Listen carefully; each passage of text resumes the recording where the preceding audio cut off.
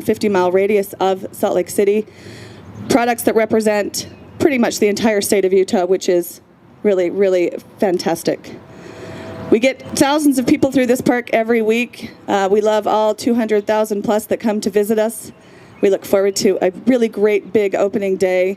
We'll have live music as usual. We'll have renowned local artist Kate McLeod playing this Saturday. I love Kate McLeod. I'm sure you do as well. I also wanted to talk briefly about our WasteWise initiative for this season. We are eliminating plastic beverage bottles of any kind from our market. With the help of our amazing sponsor, Garbett Homes, we were able to purchase thousands of stainless steel water bottles. Select Help, who will say a few words. Thanks again.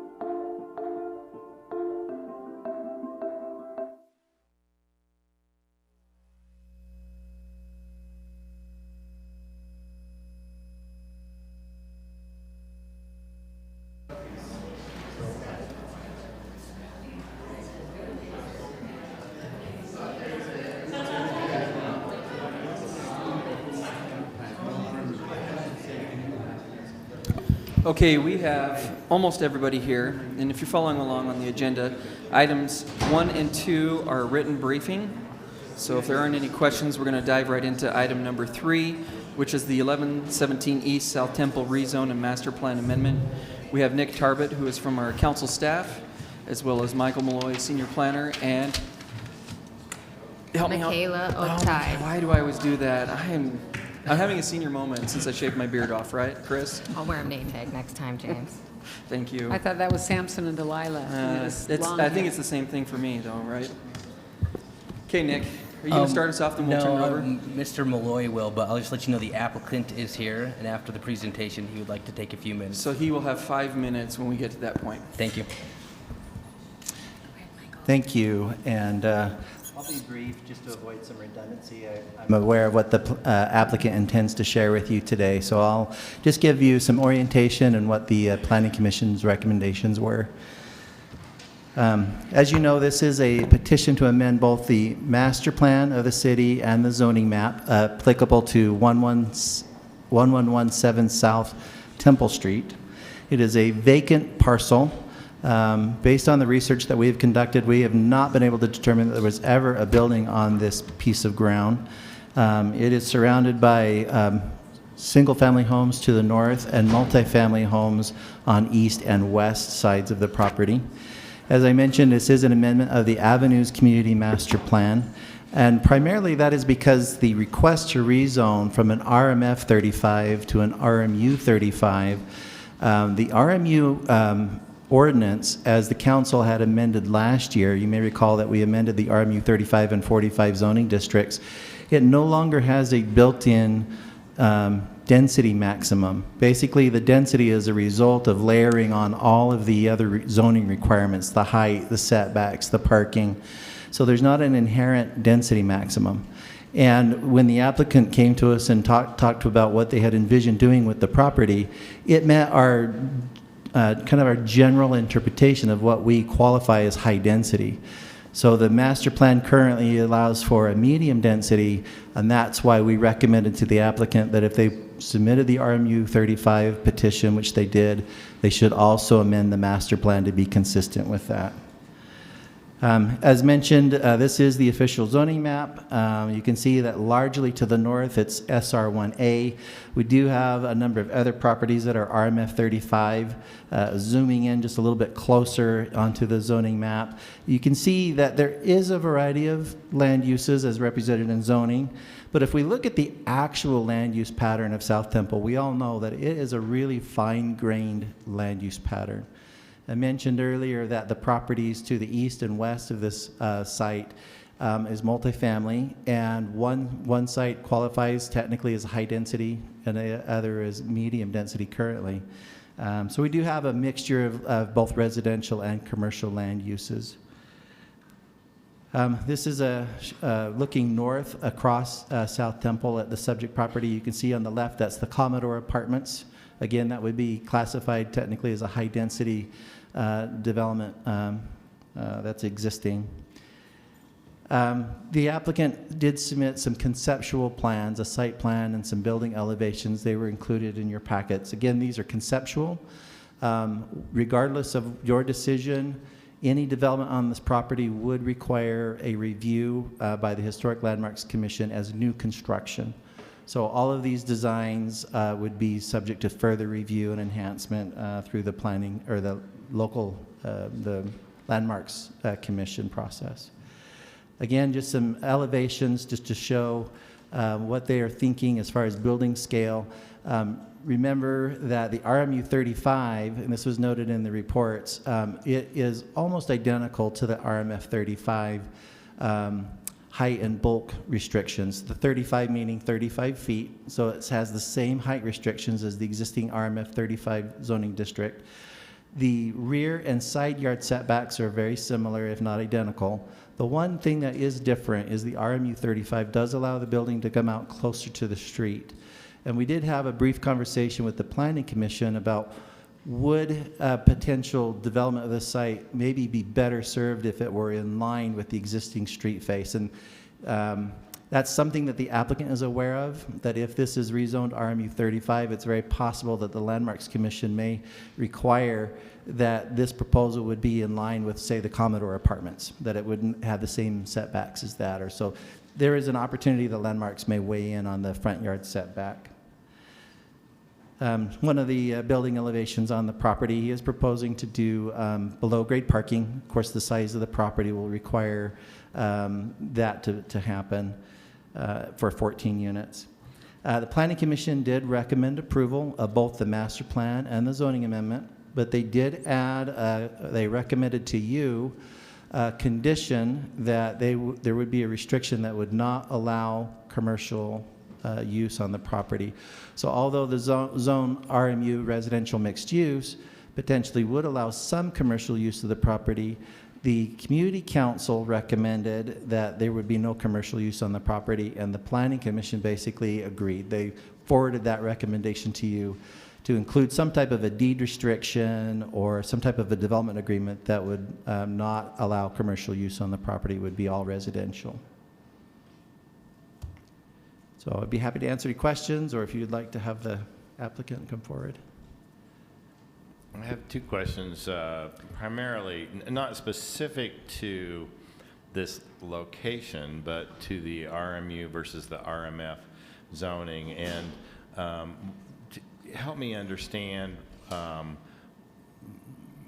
my sort of reading of those two zones is that the only significant difference was commercial versus not commercial, but there's a density issue. And is that something that the planning department is intending to address? Or my concern is using a zone that works for this particular situation but isn't best suited, hence the development agreement, and modifying a master plan to fit the zone that's not the best for this particular situation when we have basically one issue that we're trying to address, which is the density. Why would we have a distinction in density between RMU and RMF? And is that something the planning department is intending to address? Yep. I mean, we're certainly aware of the qualifying provisions for some of the RMF, thank you, for the RMF zones. Is there any, at this, I know I'm putting you on the spot, Yeah. but is there any rationale for having a density distinction between those two?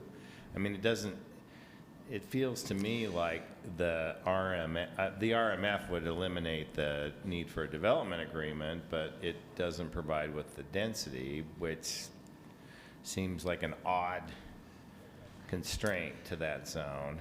And I don't know all the history of the qualifying provisions for the RMF, but it's something we probably should take a look at. Yeah, what I don't know is whether or not we've already triggered something that might encourage us to look at that. If you look at the RMF requirements, it is very suburban in nature. I've worked for Taylorsville when they incorporated and they used largely Salt Lake County zoning restrictions. And it feels more like a suburban type development pattern, the way the setbacks are required and how it scales as far as the area per density. And the RMU, as you may recall, when we amended that, we wanted the RMU to be a better infill tool. And so when the applicant proposed this, we looked at, well, what are the qualifying provisions for an RMU? What are those location requirements? And does this property meet that? And it does. You see that we had analyzed 5 standards for a zoning amendment, and it does appear to satisfy that. Now, potentially is the question, is this corridor better served as an RMU or an RMF? Clearly, the RMF is not working presently. Yeah, and I guess my question would be is if should we have that same sort of challenging question to our RMF zone? Is the intent to be an infill zone or to be an area where we expect a little bit higher than moderate density, when basically your setbacks, your footprint, I mean, they're all the same. The height is all the same. So I'm struggling understanding that rationale. Right. So it might be something, certainly I'm going to flag for something we may need to review in the future. And then I think as a service to the applicant, we should be pretty direct to suggest that Landmarks did have significant problems with a recent application on South Temple that did not meet neighboring setbacks. So I would say expect to address that, because they identified that as one of the defining characteristics of South Temple, were the uniform setbacks. So I think that absolutely, I would expect that to come up as a concern there, which I share, actually. I think there is certainly I think there is a need to be consistent about that. And I realize that the west property is a different setback than the east property, but we certainly would be, I would be concerned about anything that protruded out even beyond that west property, so. Thank you. Yeah. Mr. Chair. Yes, Aaron. Thank you. So I just want to be clear that it sounds like the RMU is a sharper zoning tool than the RMF currently is. For infill, certainly. I can't help but think ahead on our agenda to our housing discussion, and the hand articulated three big limitations currently to having enough affordable housing. And this is not an affordable housing discussion, but that density is an issue in that limitation. Our current zoning is not as dense as it probably should be in order to get more housing in the city. So I would second Stan's interest in sharpening that RMF tool, or looking at a rezone of potential RMF properties to RMU, with this idea also hopefully some momentum for a broader housing discussion. And my next question may be better answered by the applicant, but with the probability of historic landmarks requiring meeting the setbacks of neighboring properties, sometimes we think that sounds great, and yeah, go ahead with that, and then it kills a project. So I want to hear from the applicant about the viability of those setbacks with your planned project. And that's all I have. Thank you. Any other questions for either staff until we have the applicant come in? Great. Sir, why don't you come up, introduce yourself. You have 5 minutes, and then, of course, there will be questions and answers afterwards. Sure. First of all, I brought this key with me. It was given to me by great-great-great-granddaughter of Brigham Young. That was my first job in Salt Lake City, to read diaries of her ancestors to her, and I got paid as an undergrad student. And I hope that the city council won't arrest me for having this, but it was given to me as a gift. I just want to let you know that we've changed all the locks since that key was issued. I So. will pass this so you can actually feel this, what this entails.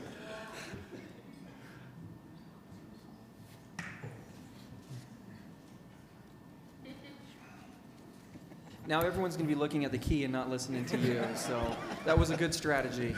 So, good afternoon, everyone. My name is Tarek Mughal. I'm a long-time resident of Salt Lake City, and I came here in 1982 as an undergrad student at University of Utah, and as I mentioned, this was my first job, and that was a compensation for that job. It's the key to the great city of Salt Lake City. So, I thank you for your service and serving on this very valuable decision-making board or council. And this has immense impact on people like me and all the neighbors and the communities that you are governing. So when we bought this property, my objective of buying this property was really to live there. I want to live there, and I still want to live there. I teach at University of Utah. I have been teaching there for the last 14 years. I'll pause. We really need pictures taken. I hope the mayor's office doesn't find out about it, because this is really the mayor's key.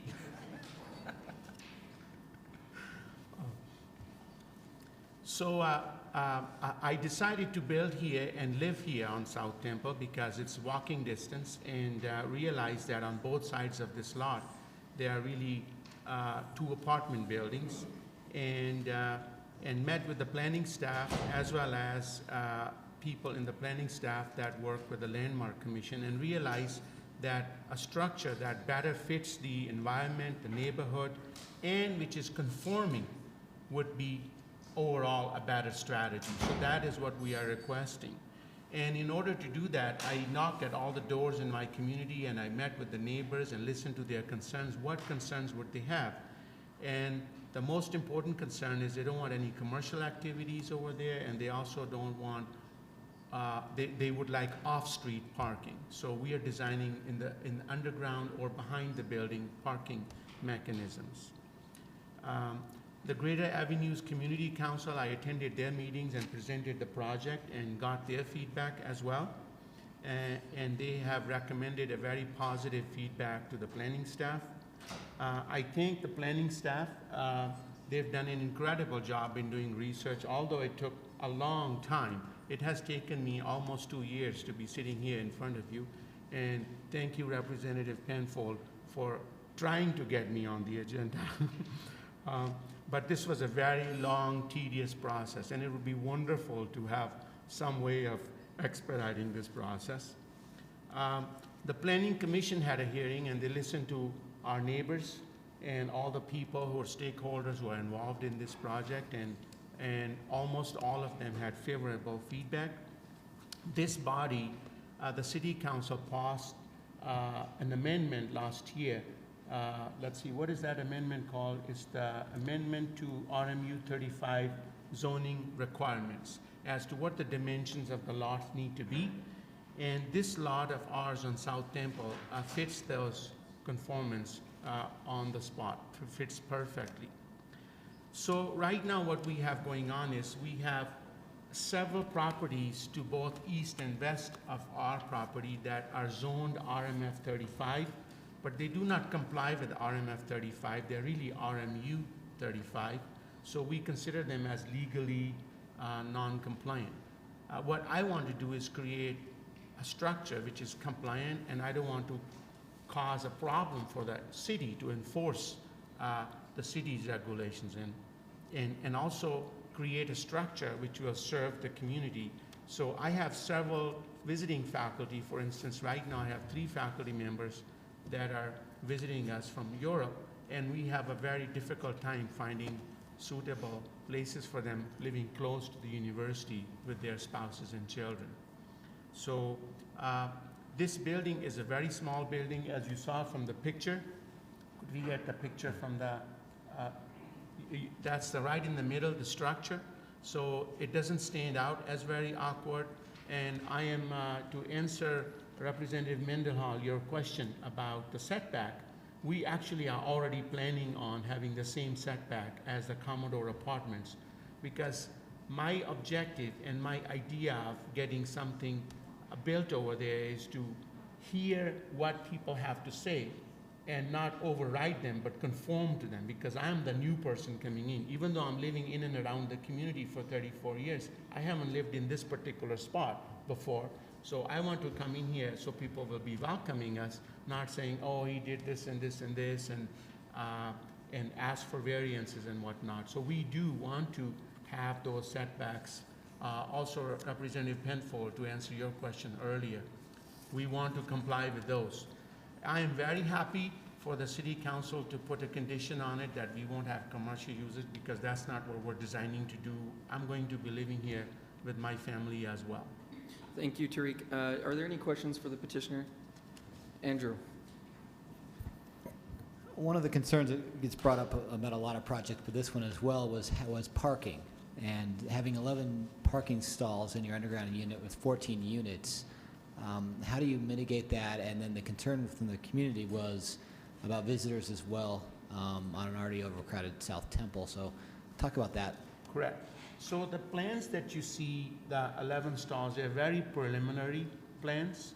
So we will optimize them, and we will provide adequate parking for the people who are living there. We are not going to have parking for visitors.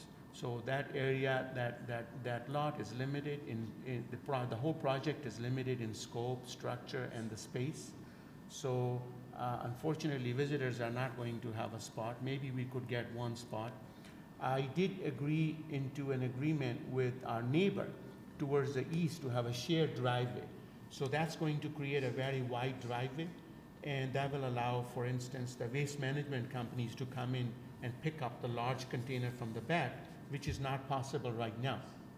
So our neighboring property to the east, they have 8 apartments in it, and all of them park their waste disposals on the street. And that is also not conforming with the city regulations. And they cannot have a big dumpster in the back. So this will allow to solve that problem as well.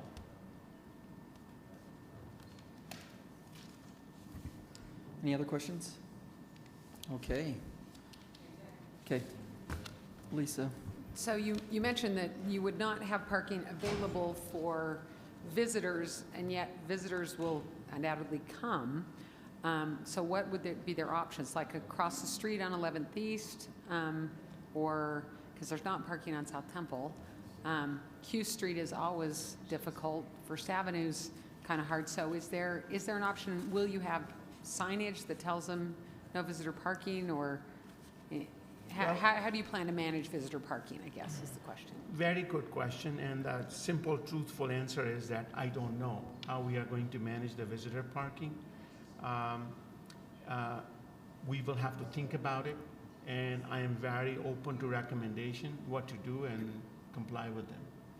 When they're invited, tell them to take mass transit. Beautiful. And Lisa, I do think there is parking on South Temple on On this that stretch. side of the street or on Yeah, both sides? I think there is on There both is. sides in this section of South Temple. I think Okay. parking is allowed on either side of the street. Thank you. Great, thank you very much. We've got, we'll set the public hearing for the 20th of this month so that your neighbors can come in and. I can give my key back. I don't think so. I think once you hand it over, it's ours, right? Thank you very much. We're on to item number 4, which is dealing with the Mountain Accord, which is the Central Wasatch Commission interlocal agreement. And we have from our council staff, Russell Weeks, and from the administration, we have David Litvack, who is the Deputy Chief of Staff, and Laura Briefer, who is our Director of Public Utilities. Thank you for being here. Thank you.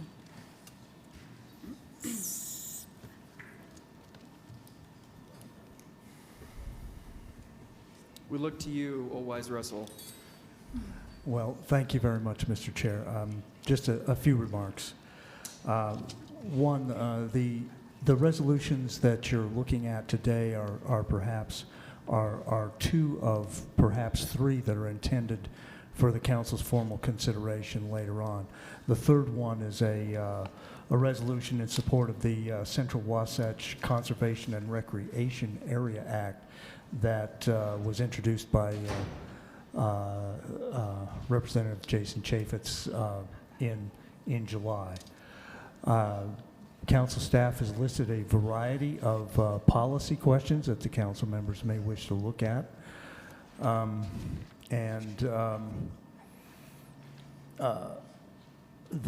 The other item that I wish to bring to the council's attention is that the structure of the Central Wasatch Commission gives 4 founding members a great deal of power, but also the power to act quickly if they can achieve a 2/3 majority. And there is some discussion about perhaps adding a belt to the suspenders of that commission among the council, and we may get into that a little bit later. David, anything you want to talk about before we jump into questioning? Well, thank you, Council Member Rogers. I would just reiterate what I've mentioned to a couple of you that I've had an opportunity to meet with is the intent and the purpose of the 2 ILAs is to create a governing entity that is really all about implementation of the Mountain Accord. So to be able to provide that flexible, nimble decision-making structure to move the Mountain Accord forward. We worked very hard. Laura and her staff, Carly Castle, worked very hard, and Rusty Vetter in the drafting of the ILAs to make sure that the intent around the implementation of the Mountain Accord is very clear. And furthermore, that the way it's structured, and while yes, it does create the Central Wasatch Commission and empower it to make decision, it also really rests upon the partnership and the collaboration that has been built into the Mountain Accord process. That it continues to be a very key element moving forward. How about you, Laura? Anything before we dive in? No, nothing to add on that discussion. I do want to point out that our Mountain Accord Program Director, Lainey Jones, is here too in case there are any questions that you would have for her. Great.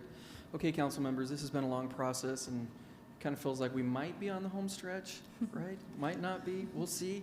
We'll open it up to the questions for the panel that we've got here today. Who wants to start? Lisa, Councilmember Adams. Start at this end of the table. I have several questions. Wanted to start with wanting to know if the proposed commission would have the power to change or amend the Mountain Accord, or what would the process be to amend it in any way? So the Mountain Accord is it's an agreement, a consensus agreement.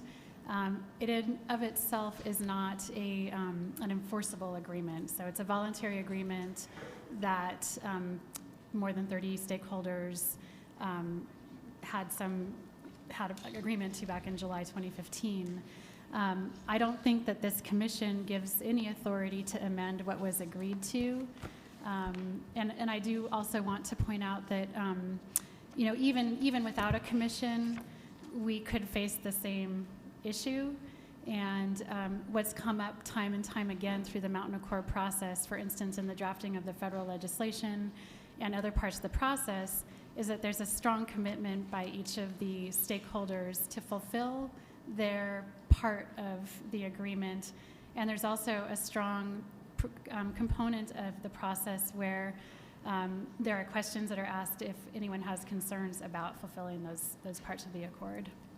So what I would add, Councilmember Adams, is while the interlocal, I would look more to the attorneys to advise in terms of whether or not the commission could. But I would say that built into the interlocal agreement are disincentives to amend the accord. One, the accord is attached to the interlocal agreement as a supporting document, and it's also again clearly stated in the whereases that the intent and the willingness and the word desire to form this body is for the implementation of the accord.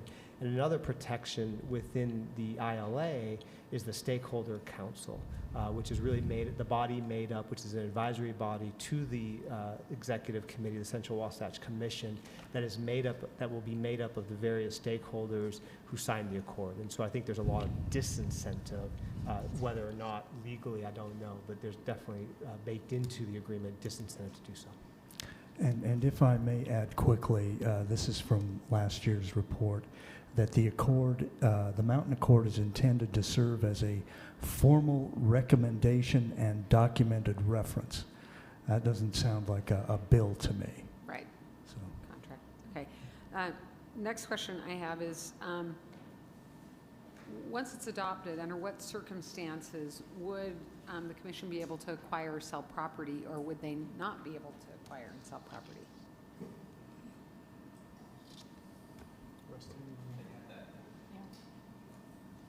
They do have that authority, yes. And is it the whole commission, or is it the 4 key holders, the key players? Well, it would be the whole commission, which initially would be made up of the 4 originating members plus a member from the Wasatch back, as well as UDOT's the intent, and then as new members come on. Summit County folks, okay. And finally, this is just a pragmatic question. Where would the executive director and the staff be located? They located physically or located? Well, right now the staff has an office space down near the mouth of Big Cottonwood Canyon. Okay, thank you. Councilmember Mendenhall. Good questions, Lisa. I want to give kudos to Lainey, who I've never met, and to Laura and everyone else who's helped create this process. And I said earlier that it was really a Herculean task that has so far resulted in incredible unanimous support from a very diverse stakeholder group. And I can't speak for us, but I think so far the council intends to be as supportive as possible of this process, continuing in the vein that it has so far. And so my concern is about, that we talked about in a meeting earlier today, but I'll bring it up for us to address as a whole, is about this executive committee of four's ability to add members to the committee. Should I call it a commission or a committee? It's a commission. To the commission as they see fit and without approval from any other bodies. And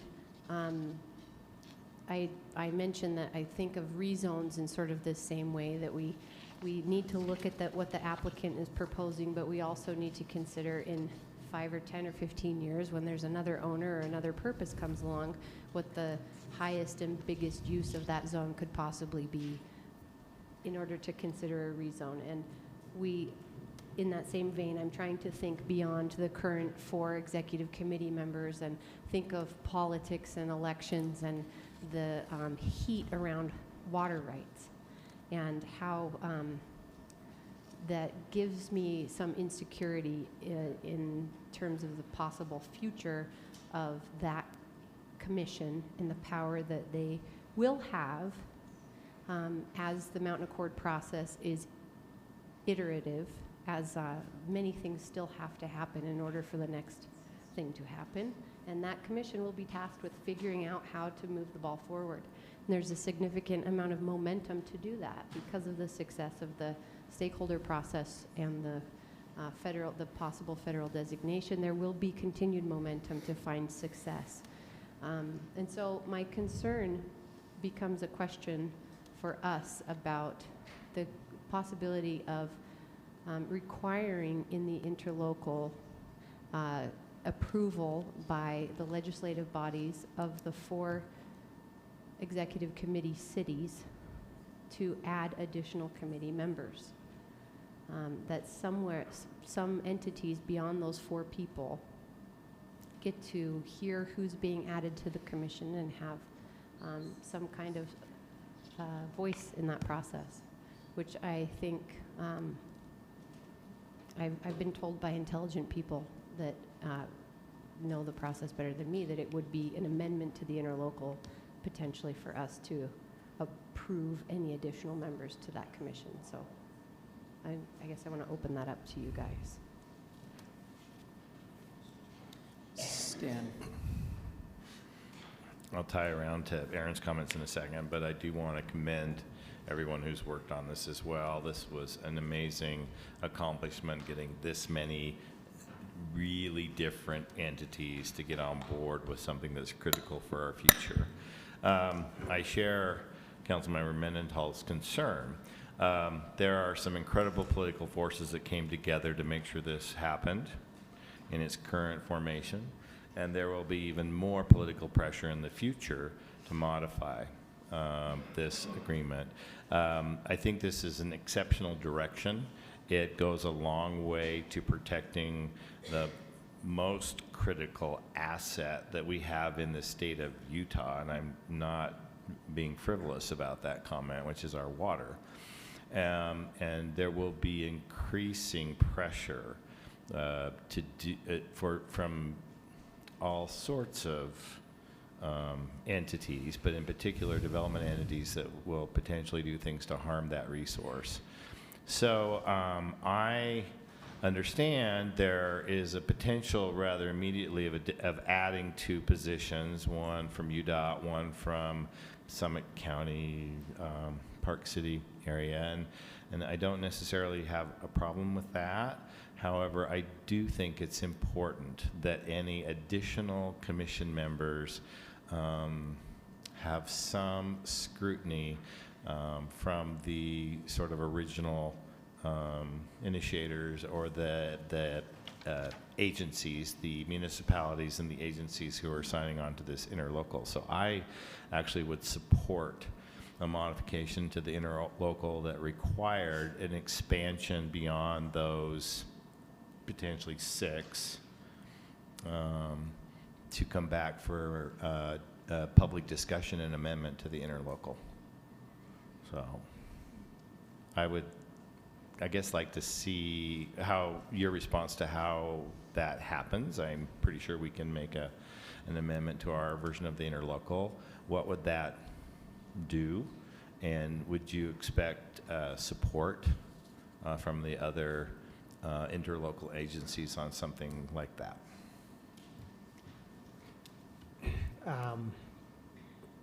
Hearing the recommendation today, I'm not sure. Haven't had a chance to float that by Sandy, Cottonwood Heights, Salt Lake County, other entities that are the originating members as well as the signers.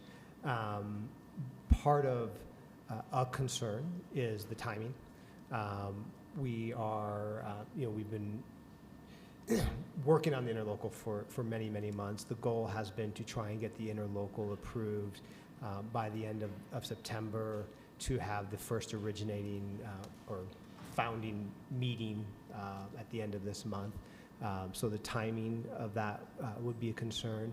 I would also express, just kind of thinking out loud, hearing and processing it, is in terms of, do we lose some of the nimbleness and the flexibility that the commission needs in order to implement the accord? There is discussion, for example, with Mill Creek City coming on board as a new city, that with Mill Creek Canyon being within the Mountain Accord area, with the opportunity for Mill Creek to become a member commissioner, which would require them to approve the interlocal agreement.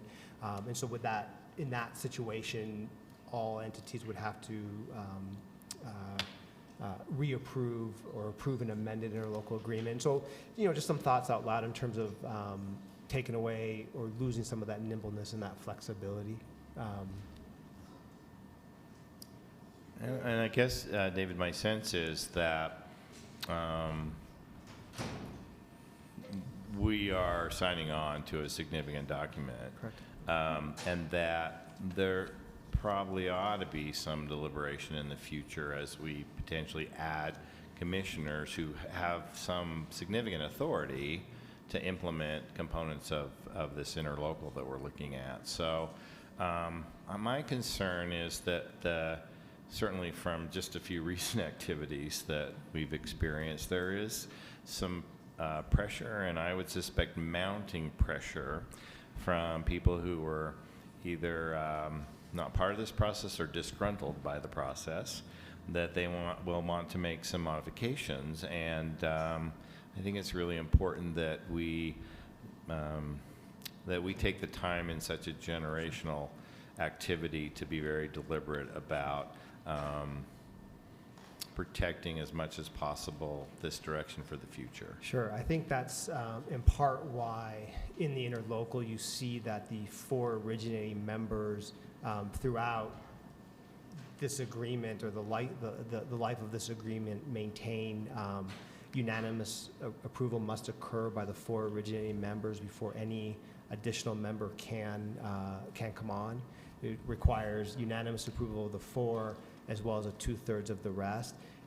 In part because of the very same concerns that you're expressing, Council Member, that we recognize the generational impact of this, and that these 4 originating members are committed to the Mountain Accord and want to make sure that this commission and the work of this commission from this day forward is about the Mountain Accord.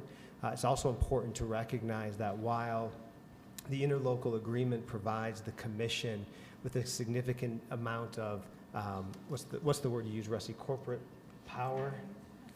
Corporate power in order to implement and organize around the Mountain Accord. There are significant limits to the power to the commission outlined in the interlocal agreement, specifically around watershed protection and making sure that the city maintains control and the authority over its watershed protection. The county has the same concern about losing any authority, and so there are provisions in the interlocal agreement that limit the power of the commission when it comes to municipalities and counties. So, I think in terms of the broader context, I think that many of us feel that those sorts of protections are in there to make sure that we're always moving forward with the intent and the implementation of the accord. Charlie? So just a couple of points. One of the things that I think, when you look at the 4 members right now, I see that there's a lot of power given to and authority given to those 4 members. Expanding this as we go, I mean, I can understand, you know, where we'd want to have UDOT, where UDOT would want to be involved, where Summit County would want to be involved, where Mill Creek may want to be involved. But a lot of, I mean, all of the work that's taken place has been done with those 4 founding members.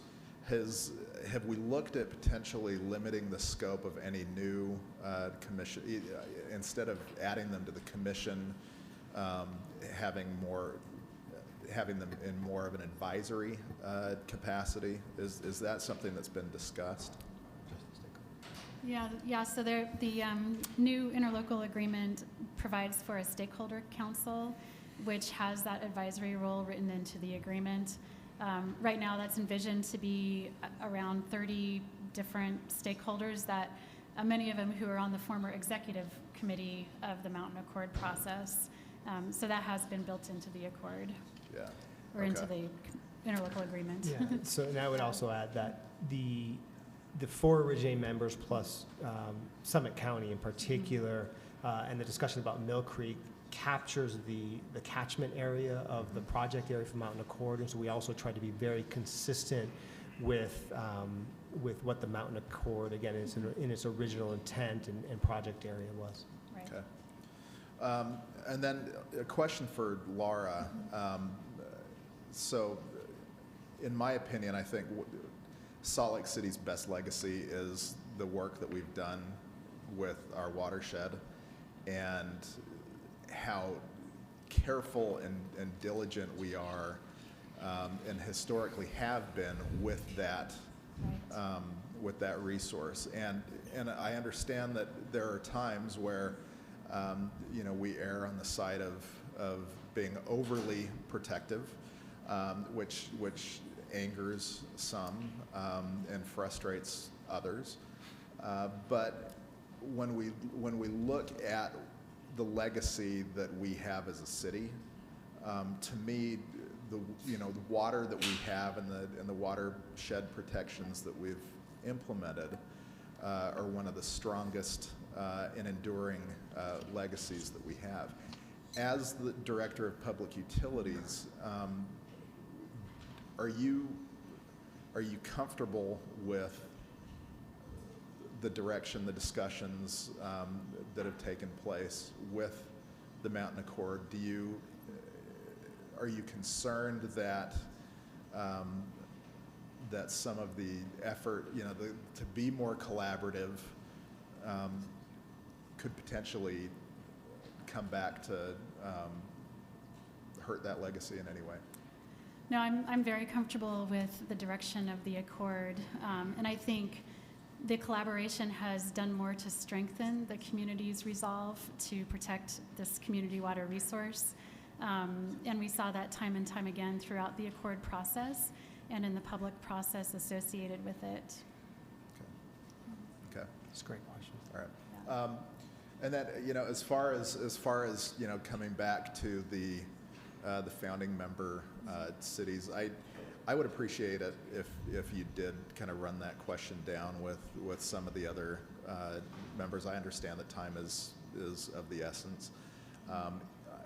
It's something that I do think makes sense if we're going to be expanding the commission in any way, if we're going to be adding you know, voting members that have the same authority as the 4 founding members. That I think does deserve more deliberation than, you know, I get that you want, that the commission needs to have the flexibility and the agility to make quick decisions. Adding commission members to me, though, doesn't seem like something that needs to be done on the fly or something, you know, very quickly. I think that's something that could, that it would make sense to have a more deliberative process that my guess is that other member the other founding member entities may be very interested in as well. So if that's something that I would really appreciate it if you could run that down and then get back with us. We can absolutely do that. Okay, thank you. Yeah, Charlie and Lisa and Aaron and Stan, those are some great points. I think you can see that we as a legislative body we're a little hesitant about this because usually there's a check and balance, and to me it doesn't seem like there is that check and balance because there's no check-in with the legislative body that is representing Salt Lake City up there. And I think that there needs to be some sort of agreement put in place for us as a city, whereas this legislative body, if it's going to expand, we need to make sure that we know exactly who and what and when that's going to take place. I mean, we're at this over 2 years, right? The Mountain Accord Agreement. I don't think that going through and making a change to the interlocal agreement is really going to be detrimental or take that much longer. In the realm of perspective, if we look at it, 2 years to 1 month or 2 weeks to get it approved, I think that if we look and work together closely, that I think that the other agencies involved would say, yeah, that actually makes a lot of sense. Lisa. We're just going to say, I don't think there's anyone here who wants to see us derail this at all. It's so great. We've come so far in it. But I think I'd be shocked if any of the other legislative bodies didn't want the opportunity to weigh in and have that granted in the interlocal. So I'd be surprised if it was tough to get that permission from the other bodies. We'll be more than happy to check. My comments were only that we just haven't, this is the first time that it's been Right. brought up, and so we have not had that opportunity. Okay, thank you. Yeah, and I hadn't thought of the question when I met with you last week. Sorry. Councilmember Penfold. I just want to reiterate, and I think that clearly I hope you are hearing that as this body is completely in agreement with the work that's been done, and that we think this is an excellent direction and goes a long way to protect our most valuable resource.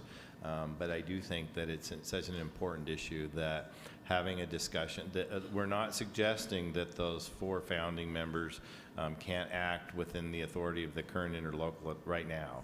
But the concern I think I have, and I think is shared, is that it's worthy of a legislative body discussion before we say we're going to add significant other additional representation to that group. We're really comfortable with the founding members, and so that's what we're saying, is we're really comfortable with the group that has got us to the point we are today, and moving forward we want to be able to have some deliberation about expansion of that body.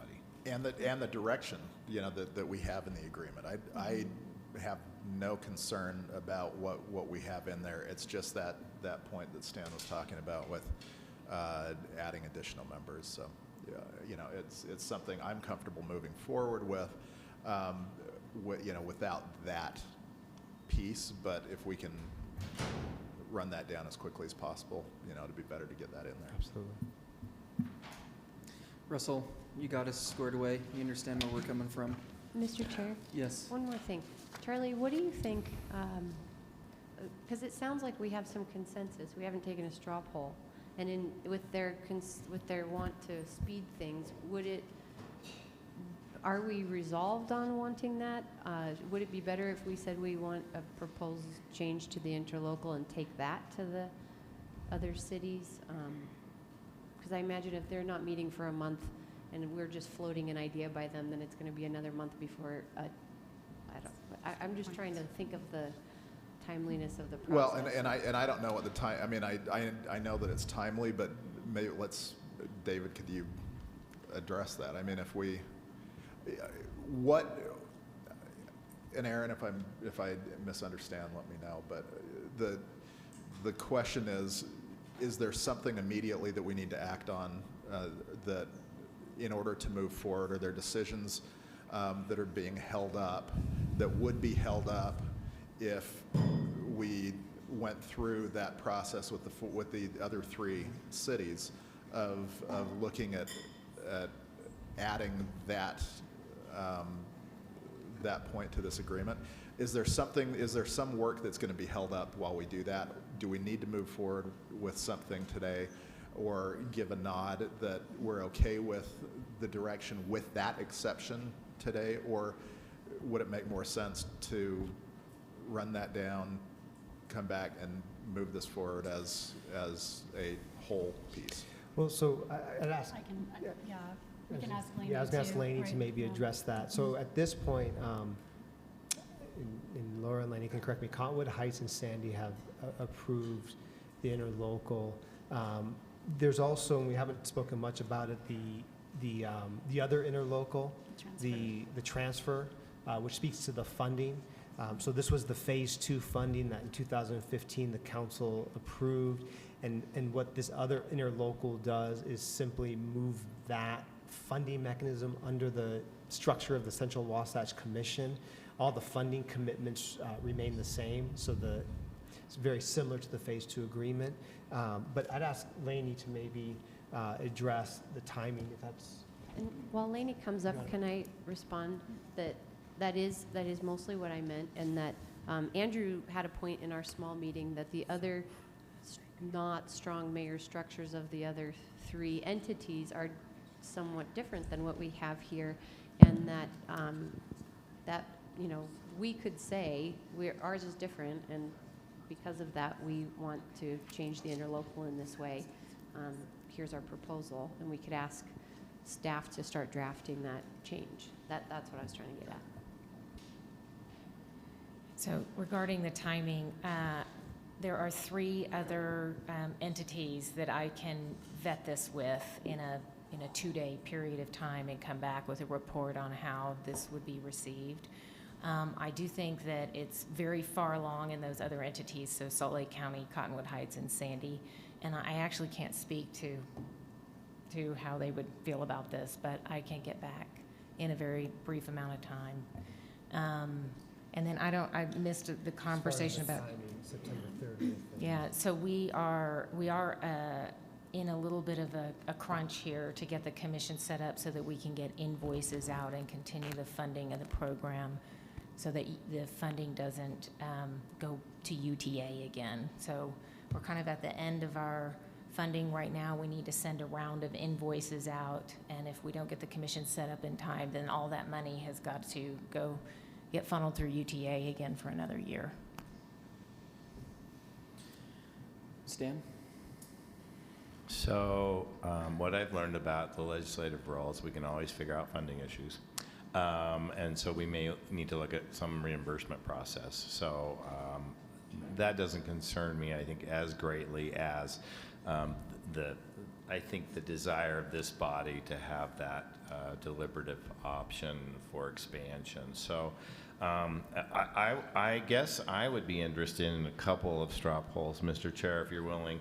I think it would be nice to have an official straw poll of the perhaps our intent of approving the Mountain Accord interlocal. And separate from that, I think it would be valuable to have a legislative intent about whether or not we want to move forward, assuming there will be a modification to that interlocal to add the ability to deliberate expansion of the executive committee. And if we could do those 2 things, I would be really comfortable. Okay, let's do it. So Stan, let's word the first one that we're comfortable moving forward with the interlocal agreement and the work that's been done so far. Contingent upon the Perhaps second we straw do. poll. Maybe we do the second one first. Yeah. Let's do the legislative intent first. So I would say that the council would support a modification to the interlocal that provided legislative deliberation of the expansion of additional commission members as a modification to a future interlocal. Is everybody Makes clear sense. on what we're voting for? Okay, show me a thumbs up if you're comfortable with that. So for the record, everyone is a thumbs up. And so the second straw poll would be that the council is supportive of, completely supportive, wholeheartedly supportive of the Mountain Accord interlocal with a previous modification. Okay. All those in favor, thumbs up. And that one is unanimous as well. Mr. Chair, without sounding too thick, Stan, could you repeat yourself on that first legislative intent motion? That's asking a lot to remember what I said. Could we maybe suggest please some options? One of the options would be to, it sounds like you're willing to approve the interlocal, but withdraw the specific sections that relate to adding additional members, and then come back with language that would address that I think we're vision. totally acceptable to that. My concern would be with withdrawing that. My assumption would be that that does not provide any ability for expansion of the executive committee until we come back with the modification. Is that correct? Correct. I'm totally good with that. So that way we can approach the other 3 members of the commission or proposed members and say, we need to come back with language that would be acceptable to all 4 That's fine. councils for that approval. And then we could go ahead with this interlocal timely so that we wouldn't have the hiccup of timing with respect to getting bills paid and things So like let that. me try this one more time. I would propose a straw poll that rejected our first 2 straw polls and, Not the second one, just the first one. moves forward with a approval of the Mountain Accord interlocal with the exception of the ability to expand executive committee members to a future date. Everyone feel comfortable about a straw poll? Beyond the 4, the expansion of beyond the 4. Correct. Okay. We're going to straw poll this, David, or unless you have something to say before. Well, I would just say acknowledging that when you say the 4, I would like to at least acknowledge the recognition that we're talking right now about the Wasatch Back and UDOT, which is the intent right now. And in Councilman Penfield, Member Penfield, you mentioned that you were comfortable with that, but beyond that was where the concern was raised. As a clarification, the interlocal that's been approved already by Sandy City and Cottonwood Heights has an inclusion of the ability to do an expansion. And so the conversation has been to add UDOT and Summit County. Summit County is called out in the, sorry. It's the Wasatch Back, right? Wasatch Back, yeah. It's part of the interlocal. It is. Correct. And so legally, Rusty, is that included with my straw poll? Because the only thing We should clarify it because we were speaking of 4, which folks would presume is Salt Lake County, Cottonwood Future. Heights, Sandy, Let's say and Salt Lake, if we plus say 2 if you want to. Well, if we and- say specific. if UDOT is not. UDOT's not in the there. interlocal. But we should Yeah. mention UDOT specifically if the council is comfortable with that. I guess I just have to ask the question about if we mention them as executive committee primary members. I mean, are we elevating them to the 4 status? Okay. No. And the other part is that the unanimous 4 and then a 2/3 majority of the rest of the commission is pointless with 6 members of the commission. Like UDOT and Wasatch Back could vote no all the time and they would lose because the 4 who initially got it through are still 4. So there's some dialogue that we should have about, maybe in the future, about the democracy-ness of numbers here. And if you only have 6, those 2 don't have a whole lot of swing in that game until you get more people and there's more than 4 that takes 2/3. It's just a little, I don't know. I guess they're going to have a part of the say, and hopefully they would have a part of the share of financials when it comes to asking for money for certain pieces of execution. But I don't really see what the point of their positions are, except for advisory. That voting regime that you just mentioned is only applicable when they add members. But now it's not applicable anymore at all, right? If we take that section out. In general, the requirement is that any action of the commission requires a 2/3 vote. So not just adding members. Any action of the commission.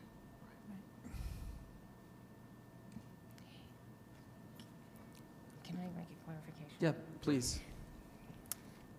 I would be interested to understand if you could give a prediction as to when we come back with a report from the other commissioners, if some of the other entities say we're comfortable with the ILA as is, are you, if your position, if that influences your position in your straw poll that you took today? It could and it couldn't. I mean, yeah, It's hard to it's say. hard to I mean, say, but yeah. moving forward, I think that you've heard loud and clear that we as a legislative body think that we need to have a check and balance. And currently, as the proposed interlocal agreement, there's no check and balance with Salt Lake City. And really, the only thing that we're asking is related to the expansion of that commission. You know, it's not, and if there is a major concern, that's concerning, because really the only thing that, you know, that I'm hearing any of my colleagues, you know, talk about is just that commission expansion and how that is going to be done. The nuts and bolts of what we have and what you all have come up with, I think is very, very good, and I personally very supportive of that. But so it's really just around that expansion of the commission. That was helpful, thank you. Let me try this again with some assistance. And I've had staff write it out so that when you ask me to repeat it, which you should never do, that's what somebody's recording me for, I would propose a straw poll that we advance for approval the interlocal of the Mountain Accord minus the provision that allows for the commission to add membership. Further, we express our intent to support addition of UDOT and Wasatch back. Any questions, council members, on what we're voting for? If you can support that straw poll, thumbs up. And for the record, that was unanimous. Does that get you what you need? It does, and then, Mr. Chair, there is a second interlocal, which is the assignment of the funds to the commission, assuming the commission is created. That will be on your agenda in 2 weeks. Great.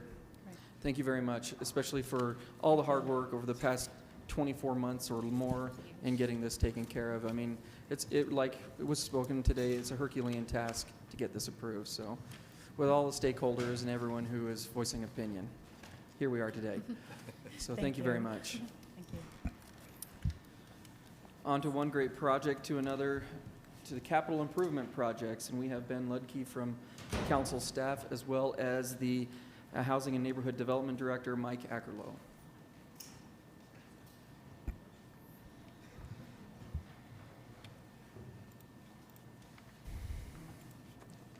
And Ben, before you get going, I'm just going to ask if but the sheet that was dated of August 8th is the same as September 1st. Very similar, but you want to use the one from September 1st. Okay. So in the lower left corner of the CIP funding log, which staff just passed out, that is the latest and greatest. So I'm going to go back, hurry, and make my marks, all right?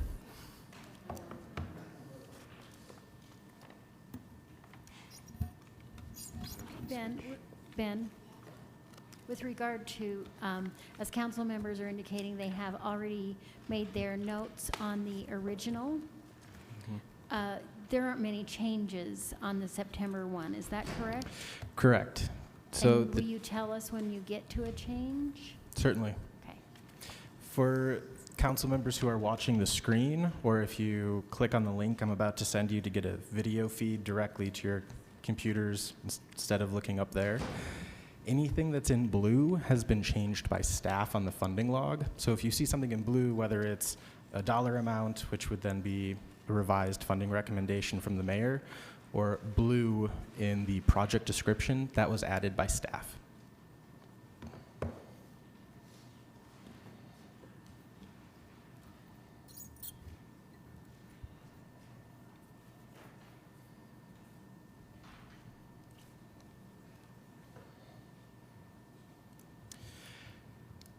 And then we have a choice for how the council wants to go about the funding recommendations. We can start with blanks on each one, or we can start from the mayor's funding recommendations, whichever you'd prefer. Ben, for me, it would probably be easiest if we look at the difference between the CIP board and the mayor's recommendations, and maybe talk about from the administration's standpoint why we've made those changes and why they're priorities over what a board has already looked at.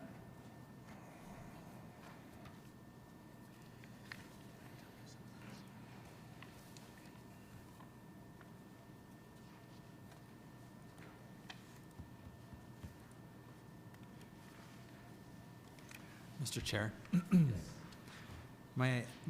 I've got a few questions I just want to ask before we get started on three CIP type projects that were being submitted as a budget amendment from our Parks Division. These are projects that the Parks Division understands are council priorities, and I just want to get a little bit of direction on if that's something you want through a budget amendment, or if you want me to bring those up now and you consider those as CIP projects. They are not on this project list. They were projects that the council had mentioned to Parks at a previous time, but they are CIP projects. Why don't you bring them to our attention, so when we start going through it, we can figure that out at the same Can we talk time. about those real quick? Yeah, and where they fall underneath our sheets here, so we can write them down. Okay, so they're not on there. These would just That's what be I'm the- saying. So if you tell us where they would fit in these projects, we can write them in. Okay, so the first one is the Oxbow Bridge safety improvements, and as you know, there's the bridge in the Oxbow that's presenting a hazard and would need to be removed and possibly rebuilt. The Parks is asking for $350,000, $350. It says that it does not require ongoing funding. The funds would be used to hire a contractor to replace or refurbish the existing bridge, dispose of the old bridge materials, and conduct mitigation for removal of historic structural elements. So, Mike, pardon me, but does that fall under Tier 1 or Tier 2? You know, they didn't tier them because they were going to submit them as part of a budget amendment. So they didn't even go through this process, but they are CIP. They were going to submit them as part of the current budget amendment that's coming to you. Mr. Chair? Can I ask Mike Yeah. just clarification, Lisa? As part of the budget amendment, were they tapping CIP dollars or another funding source?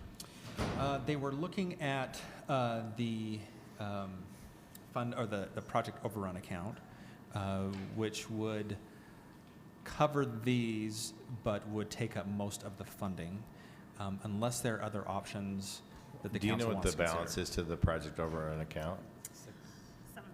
750. So that's 750 that could be either available through the current CIP application process, but these that proposal and another one you're going to make are not currently don't currently have funding sources. Correct. Correct. Okay. And what's the correct? So I'm the sorry, other Lisa had a question. I'm sorry.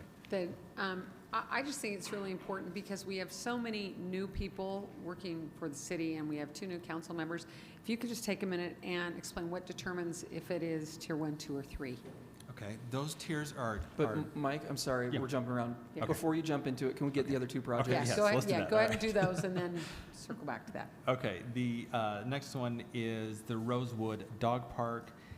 This would be to, it says on March 17th, the council of 2015, the council had conducted a straw poll recommending that the parks establish off-leash areas in Fairmont Park, Rosewood Park, Rotary Glen, and Jordan Park. The Rosewood Park is not completed and would need some work. Fencing, crushed gravel, would require heavy machinery to come in and do some work. The total is $220,000 for that.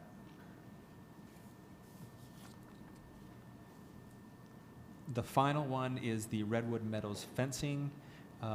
This goes into obviously the Redwood Meadows Park. It is to, let's see if I remember right, install new fencing at Rosewood Meadows park property boundaries in all locations where the park is adjacent to private property, and the total for that is $92,590.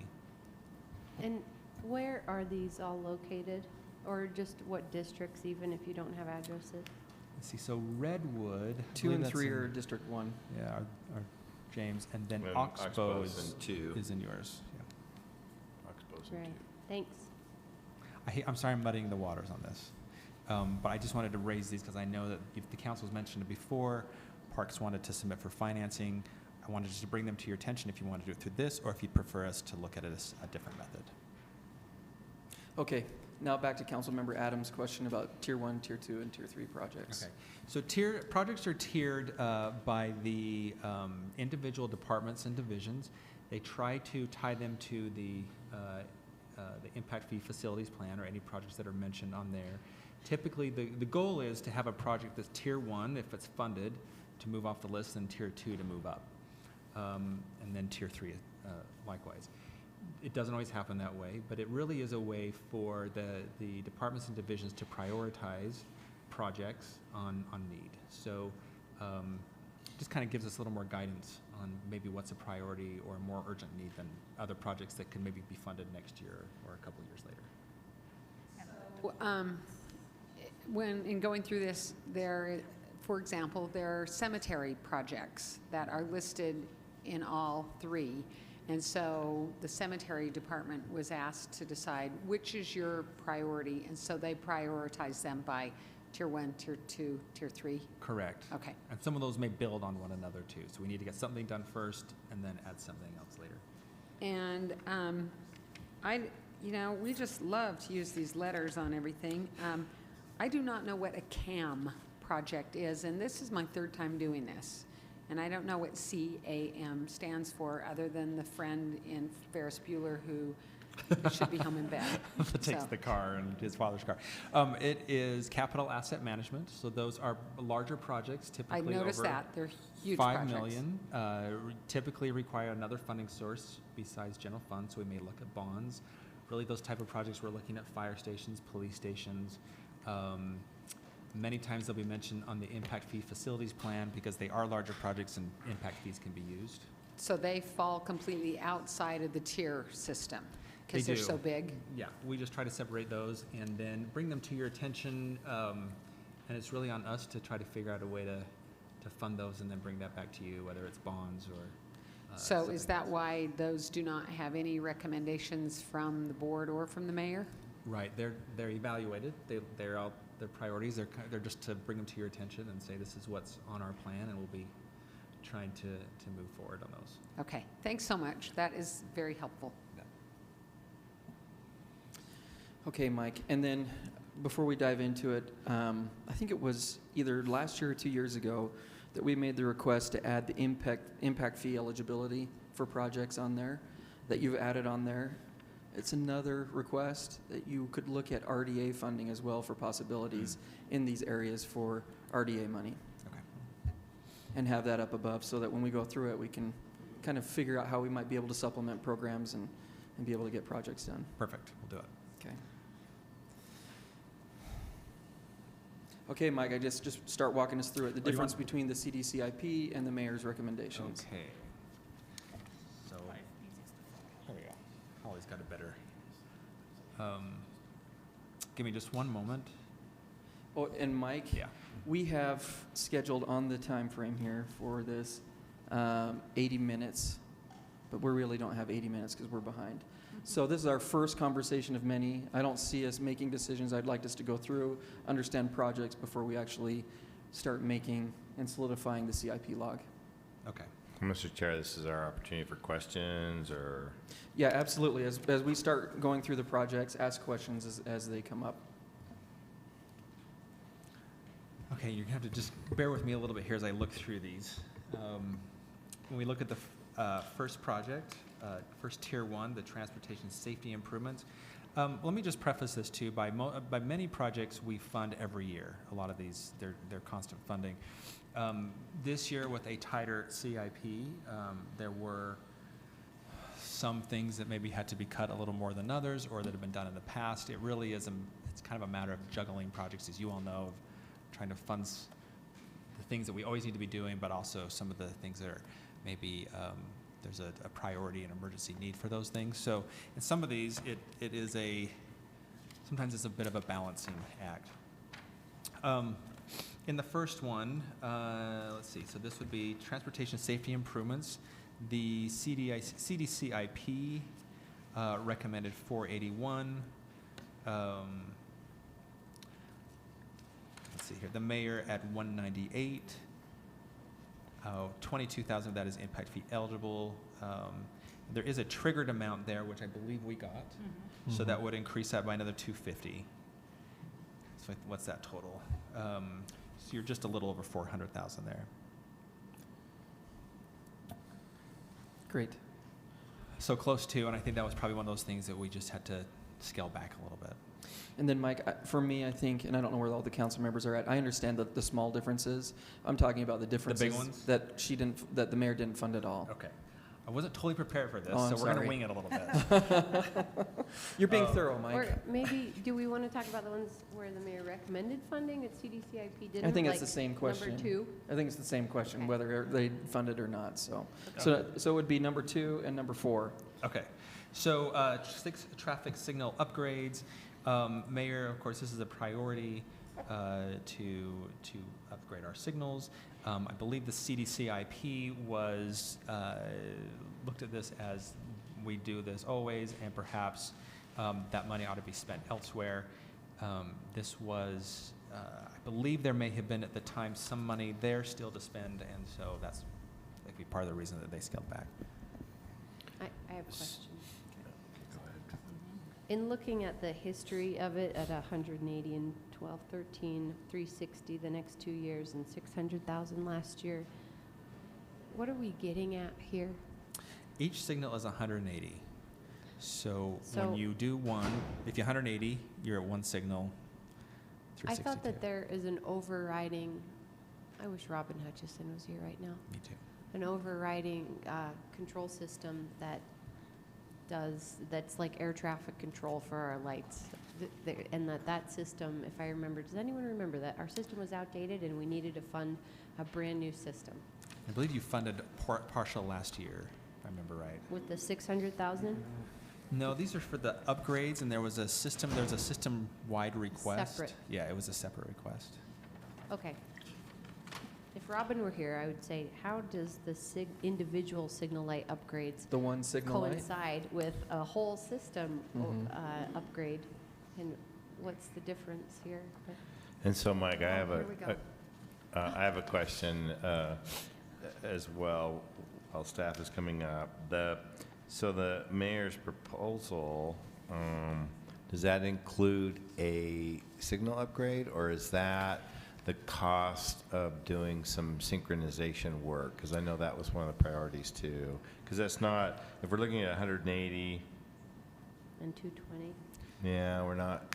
Quite there for two. And maybe we could have Kevin address this, but I believe that there was some money still left over from previous years. So then does that tap into our 750,000? So that, I guess, clarification on that would be helpful. So Kevin, thanks, Kevin. Mr. Young from the Transportation Department, correct? Correct. Is this 220, is that for signals or is that for other upgrade improvements? That's to upgrade one signal. The figure that Mike used is what we used to use, but we found that the costs are increasing. So now to upgrade one signal is costing us anywhere from 220 to 240. And so one of the mayor's priorities is to do some synchronization evaluation of the signals. And my understanding historically is that one of the challenges is that we've got old signals and we've got new signals and they're not always compatible.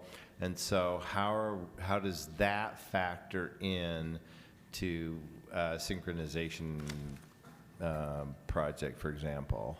Well, the reason we're asking for the money for signal upgrades is the equipment there is getting old. Some of it is span wire, direct buried poles. They're starting to fall down, so we need to replace those. As part of that, we include upgrades to the detection system. And so when we're, so that, like you say, we have some have loops, some have cameras, some have radar. The standard now is to go to radar. So when we do that, we look to do what's the most. Is that what those little cameras are? No, the cameras are second tier. The radar are you'll see a little white box. Yeah, I've seen Those are yeah. what radar is. And they give us better quality detection. Do they detect cyclists? Yes. Okay. They do. a lot better than the cameras do. So we're looking at a one signal upgrade is what we're looking Yes, at. under We're not that one, talking we're- about an entire intersection. We're talking about one stoplight. No, the entire intersection. So it's a four-way intersection. Yes, And correct. do we know which one that is? Because I know there are a lot on the Don't list. tell us. It will hurt the case. Well, the way we have it, we've listed, probably in the application, we list about, we list 6 locations. That are But about the same. we put the word various there because we work with the streets department, and every year that list changes because one that was working well, they could have had some problems that weren't Right. seen, and then within that year, things change. So we work with them and we put the money towards the location that is in the most dire need. And do you coordinate this with other upgrades at the intersection? I know sometimes it seems like ADA access Yes. and things like that happen at the same time. Yeah, we work with engineering division to make sure we upgrade and do those kind of things as And well. one last question. Can you tell me how we're funding the synchronization project? That was a separate application. It was a line item in the budget, is that correct? No, it's actually here. It's on- in here. It's a tier Yes. 2 project. I just missed it in tier 2. So Yeah. that's the recommendation, is that one. And that amount is? So they were requesting 1 million, the mayor recommended 300,000. Okay. Thank you. Okay, no more questions on number 2. Number 4, Mike. Bus stop enhancements, CDCIP felt that UTA should be responsible for these improvements. The mayor felt that is something that the city ought to do to help those who are taking the bus. And I see that we funded 100,000 last year. Do we have any idea where those improvements went? Don't off the top of my head, do you know? Or if they were spent. Yeah. Here we go. Those were, we use funds to do enhancements on Second South in conjunction with UTA. Lots of times we can work with them, and then they have access to federal funding that requires local entities to match that. So we are looking to do the same thing again. So this would be a part of a match with UTA?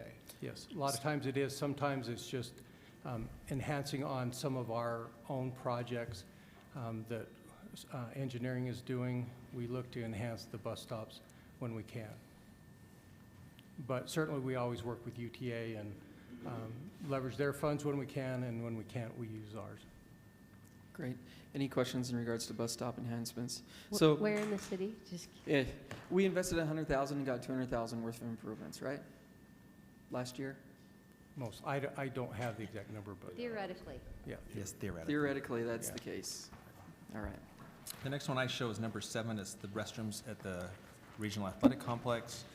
The CDCIP did not recommend it. There are porta potties there now, and the CDCIP felt that the public could use those for the time being. However, the mayor felt that with such a amazing soccer-filled complex that we ought to be serving patrons better, and is proposing to fund those in their entirety. Any questions on that one? Why wasn't this part of the original plan? Why do you put in soccer fields with no toilets? Do you know what? Well, I didn't build it We just didn't have the personally, money? I'm just so surprised that I'm looking at a lot of these things where they're asking for stuff for RAC, not RDA RAC, this RAC. And, and it seems like do you know, I wasn't here then. Do we know, was there just not funding to do this stuff and we just thought we'd Cindy Gus Jensen tack it probably on? has an answer. Unless Jeff would like to, but basically, the city was very quickly putting together a bond proposal, and the decisions about what to allocate, or what piece of the bond to assign to each of the various amenities, it was based more on what the public might be willing to pay than it was on what the facility would cost. Because it was just quickly done, there were no cost estimates done. And then also there was, I think, a 10-year delay. And so between the inflation and also the lack of estimates, professional estimates originally, it didn't pan out. Also, there was some hope that there could be some leveraging of the city funds in getting contributions from other entities. And I don't know that that came through either. Well, it did from the soccer team. Right. Yes, that, okay. But not some of the other things, like collaboration with a Davis County city was in the hoped-for column that didn't pan out. Do we know why CDCIP didn't want to give any money for it? Well, they just felt that with the current porta potties there, that the public could use those. And again, I think it came down to limited funds. Okay. Charlie, were you there this weekend with the soccer tournament? I was there. It was packed. It was packed, and I had a 9-year-old who drank a whole bottle of water. Yeah. So it would have been nice to have bathrooms. It was a close. one-lane road. It's intense out there when they have tournaments. I mean, it is packed. We do have some boulders on Fifth West that we could relocate to the soccer field and create an area. It's cheap. We already own them, just saying. I wasn't there, but I do think it's important. So. Mike, you may not be able to answer this question. At one time, we were having conversations with the county about their bond, and one of the proposals was to do some additional funding with the county Parks and Rec bond towards the soccer fields. And I don't know where that conversation is, or if it got prioritized to other projects. But if you could follow up for me on that and find out, because we had talked about the county being a partner and part of that original soccer field construction and bond, and there was some sort of tentative possibility. I just don't know where that is. So could we follow up on that? Thanks. Absolutely. Okay, I'm moving on to the next page. Number 8, Glendale. Oh, wait, I'm sorry, but we had number 8, the Glendale. Okay. The CDCIP requested the full amount of $337,500. There are 2 other parks projects on here as well, number 14 and 15. And the mayor would prioritize Pioneer and Liberty Park. And so those both received funding, and Glendale did not.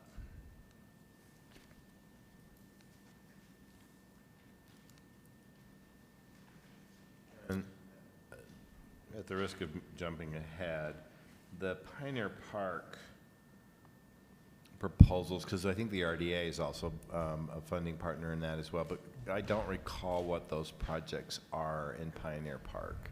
And we were talking about an updated master plan for that park, but I don't think we've adopted that, or I'm not sure. So do you know the specific projects in Pioneer Park? We might want to have Kristen come up and talk about this. I believe in Pioneer Park, it looks like here outdoor patio space. I believe there was some volleyball as well.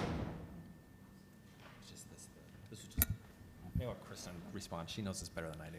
Yeah. Fill us so this in. is funding for an additional restroom for the park and small event spaces in the park. It would also, so currently we have $300,000 to do the restroom, and this would add to it. There's different pools of money, like you said. RDA may have some funding for us as well. If we got this funding, we would put in the sidewalks around the park, and we would clear out the middle of the park of the trees. And so this is the proposal that I recall that we saw what I thought was a draft, but it sounds like it's a working document now. That was a proposal to make some pretty significant modifications to the perimeter and the interior and reconfigure how those uses looked. That's right. So that's what you're working from. That's right. Guess I would like to just flag this for potential RDA funding and just explore that option. And in addition to that is figuring out what other resources are there that have been already allocated towards Pioneer Park. The other part that I'm concerned about in the Pioneer Park area is the Pioneer Park Coalition for several years has been saying they're willing to do some development of some fundraising for improvements to the park. So are they part of this conversation? We've had many conversations with them. In fact, we asked them for a proposal so we could put in a budget amendment so we could get the matching funds from them for $250,000. And they are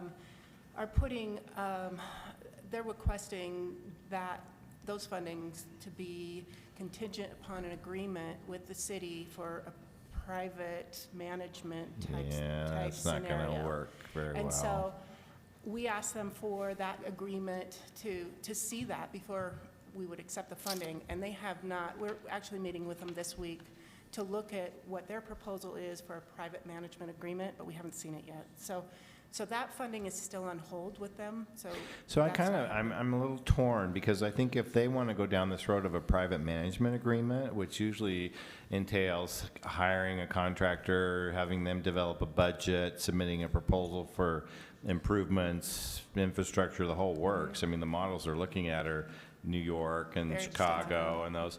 They actually raise the money for all of their infrastructure. So I'm a little nervous about saying we're going to fund some infrastructure improvements, and then you're going to come back to us and say, oh, now that you funded those, we're going to suggest you manage it privately, when part of that private management could very well be funding for the infrastructure. It sounds very similar to a lot of the golf course discussions that we had a couple of years ago with some of the private groups wanting to come in. Yeah, it's and like after you make all the improvements. After you spend $20 million, we'd be happy to manage it for you. That's kind of what this is feeling like too. So I think we just need to do a little more. So do you expect to see this soon? we expect to see something this week. Okay. A proposal. I have not heard of any fundraising that they've done to date. Yeah, either way. Heard a lot of talk about fundraising, but I think this is something, Mike, that we could flag for some follow-up from RDA in particular in this whole concept. If we're really going to go down this road of private management, then I think we need to include infrastructure funding as part of that, at least conversation. Mr. Chair. Thank you. Did we leave number 8 and go to 15? We just kind of jumped from number 8. Okay. No, and I apologize because Number 14 and 15 were Number funded. 8 was pulled to fund. Number 14 and Number 15. 14 and 15, so that's why I jumped to 15. Oh, I'm working sorry. off of my old. Okay. Sorry, Do you I have got any a little- questions in regards to the Glendale Irrigation multipurpose field improvements? Yes, Great, go for it. I do. And my question, which will return to me. Can I jump in while you're Yeah, thinking of it? thanks. I just wondered, with the watering, is that culinary water or is it gray water? At Glendale? Uh-huh. It's And culinary. was the Glendale area a part of the Glendale Golf Course. survey? I don't know what to call it, that we The did. secondary where we water? Yeah, where we looked at available secondary and springs. I would have to look at that. I really don't know for sure, for certain, if it's culinary or secondary. I have not heard that it's going to be secondary at this And time. Glendale Golf Course, on the same subject, is not going to be on secondary water until late this fall, correct? That's correct. And follow-up question on that, unless, Aaron, if you've thought of yours. That was my question. Thanks, Lisa. Just reading your mind.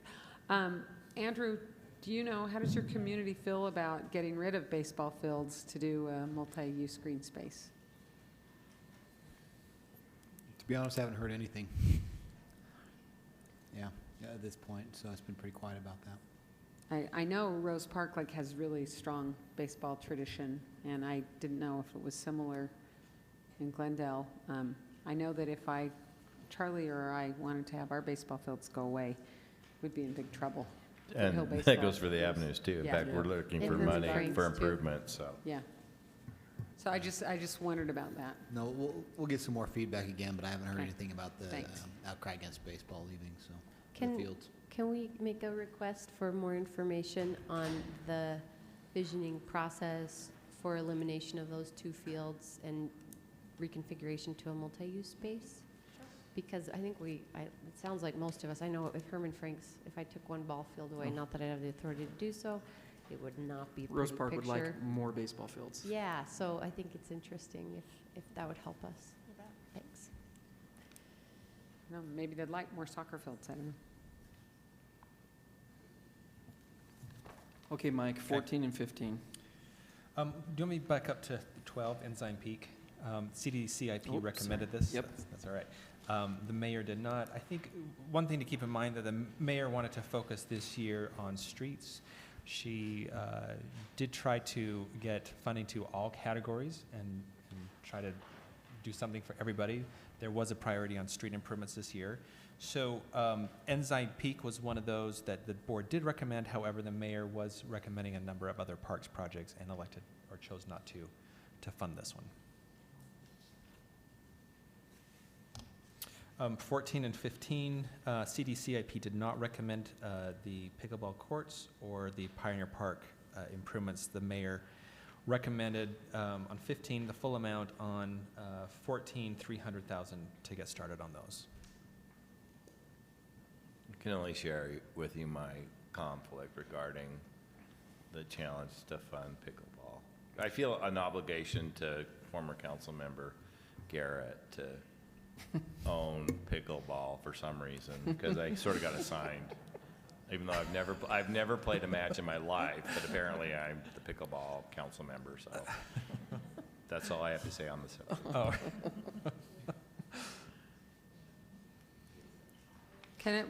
Since you brought up pickleball, and I understand there's a proposal to, instead of with the money appropriated for Fairmont Park for tennis, to turn that into 6 pickleball courts.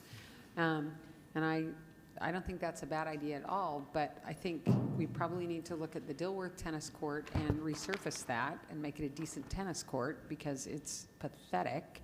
And I think going forward, as we resurface tennis courts, we should see what it costs to put pickleball lines on those courts. Well, and because to that point, I mean, I think from here on out, it makes perfect sense to just add the lines to any tennis court that we're doing, just to make it so that it's multi-use from tennis and pickleball. Yeah, and I know pickleball nets are lower. I know it's not they're an ideal inch lower situation, but if you're a tall person, it's okay. But I think it might be something that we might want to look at as a nice, not that expensive response to having more pickleball.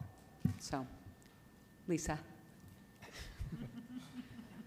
The nets are lower, and that is what makes it a little bit difficult, because there is some conflict between the tennis and the pickleball players and which nets you put up and which ones. Well, I think if you're building a pickleball court, you're going to put pickleball nets. If you're putting the lines on a tennis court, you're going to leave it a tennis net, and you arrive at it knowing you got to bring your best game, and it'll be. And it's not perfect, but I think it's a. But you'll at least have the pickleball lines yeah, as you'd an have option, that opportunity. even if you played on a tennis net. Right. Yeah. Mr. Chair? Quick question about the prioritization moving forward. So start with Liberty, move to Glutton, move to Jordan. What's the thought process there? Wait, excuse me? Say that Because one more time. there's two options, 2 parks funded originally, and then Liberty's funded in this proposal, but not Jordan. Is there a plan to include Jordan in the future funding, or how is that? What's the thought process for the pickleball? You've got me stumped.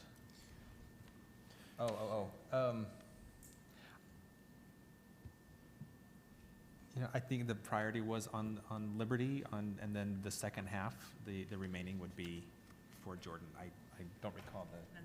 And the funds just not being there, trying to choose one or the other and being able to fund other projects. I just need you to bring the microphone up a little bit closer so we can hear you.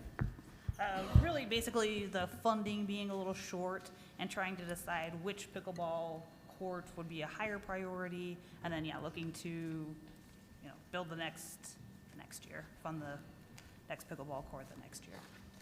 So it still stays in a tier 1 as of next year, theoretically?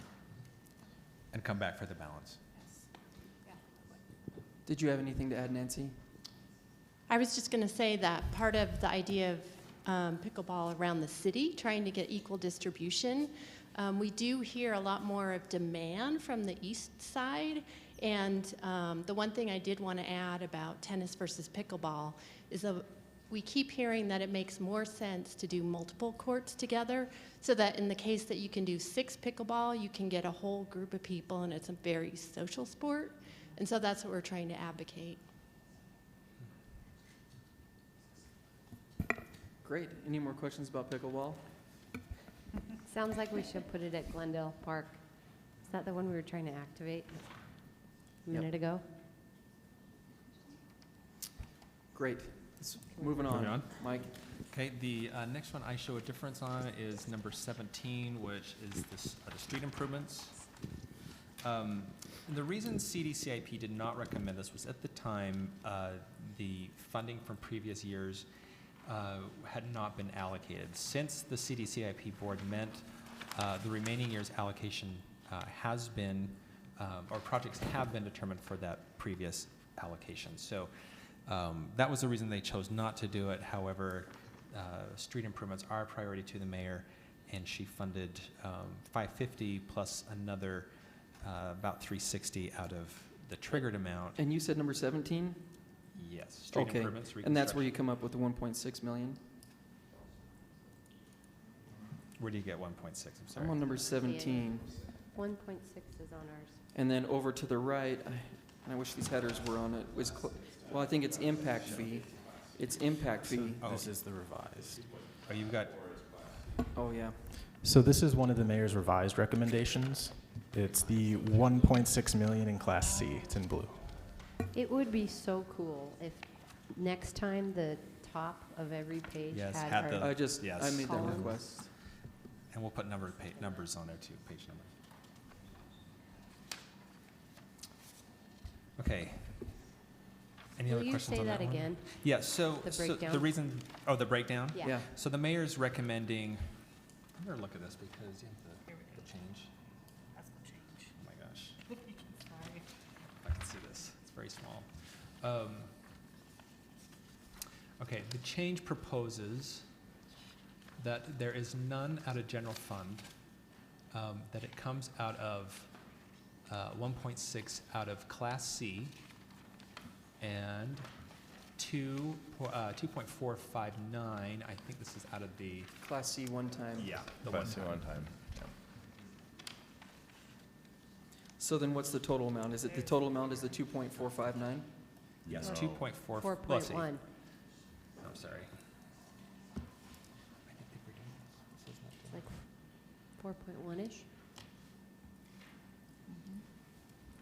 You've got the one-time money of basically 2.5, right? And then do you add 1.6 to it? Yes? Okay. Yep, 4 million. Just over. 100,000. Yeah, okay. I just want to clarify one thing quickly on the numbers. So I've got a comparison of the old.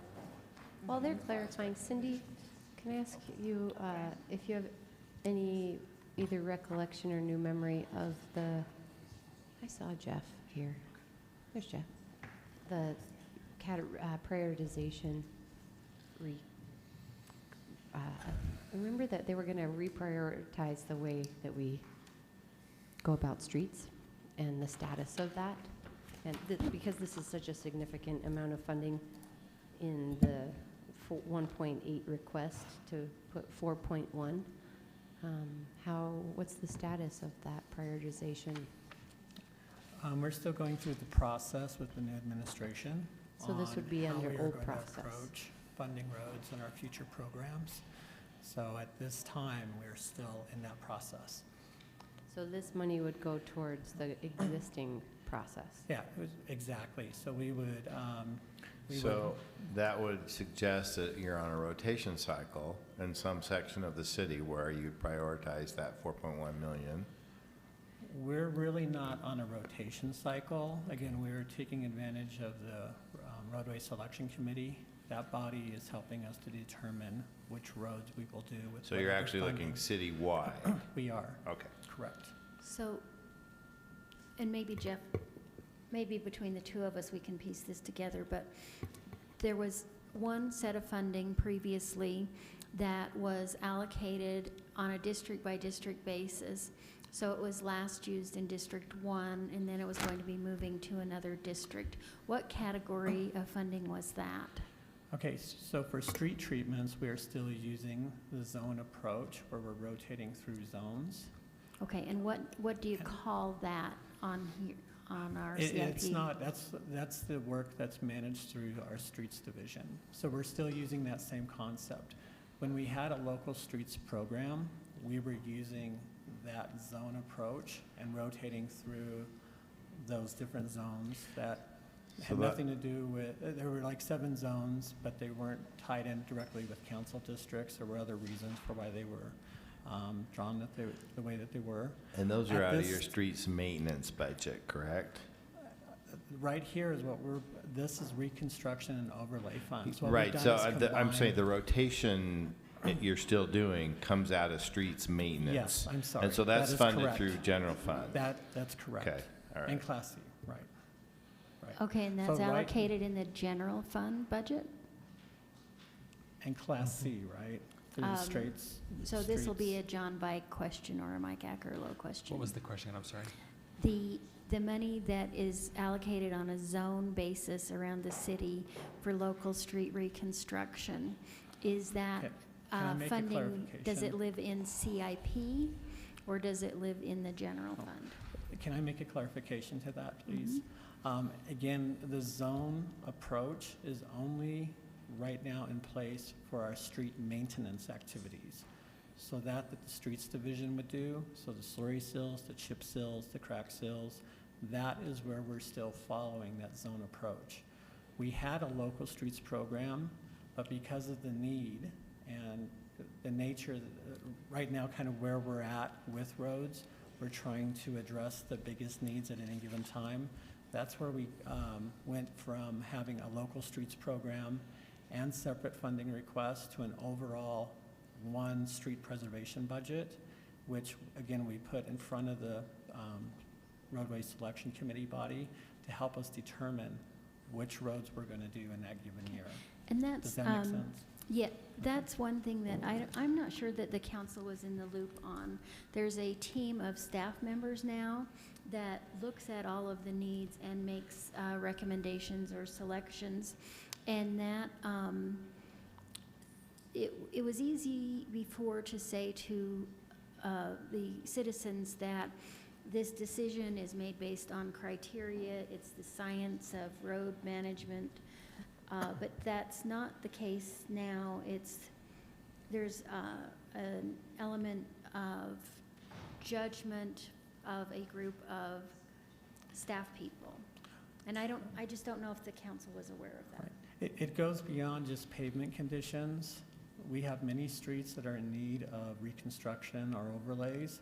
So what the purpose of that body was to bring in the other priorities that the city would have, say implementation of complete streets somewhere. If it was a higher priority here and we had 2 streets with a similar condition, we would probably lean towards that greater need, incorporating complete streets on something to help fulfill a master plan desire.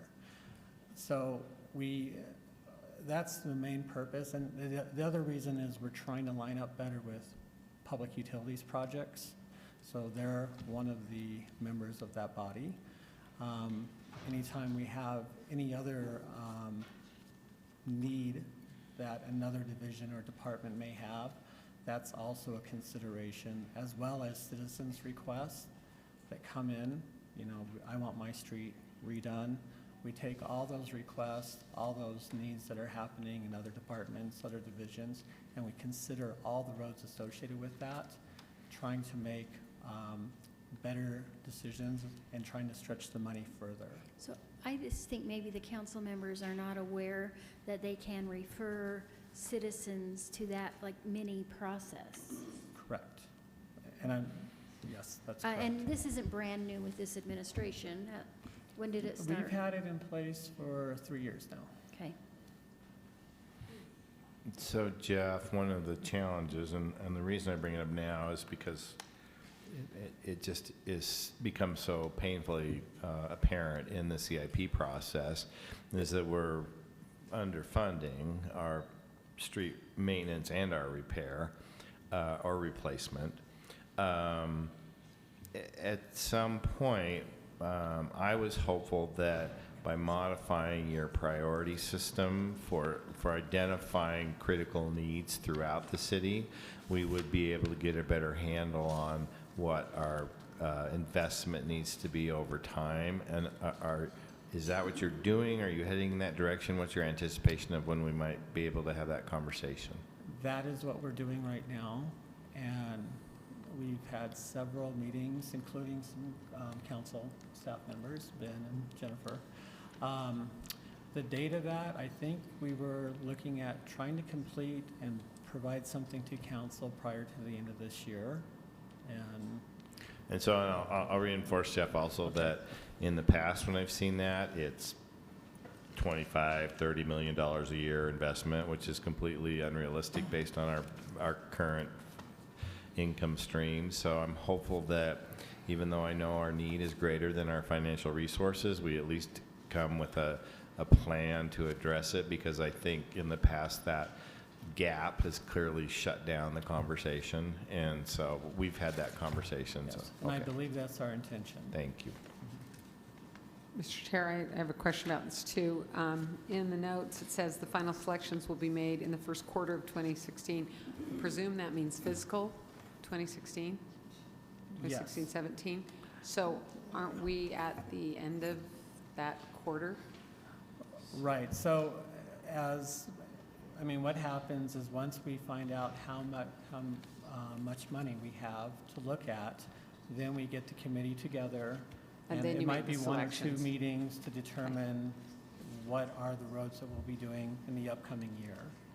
And obviously, it depends on how much you receive, how many streets you do, or what street you do. And you said that there was enough to do Slurry Sill and that kind of thing.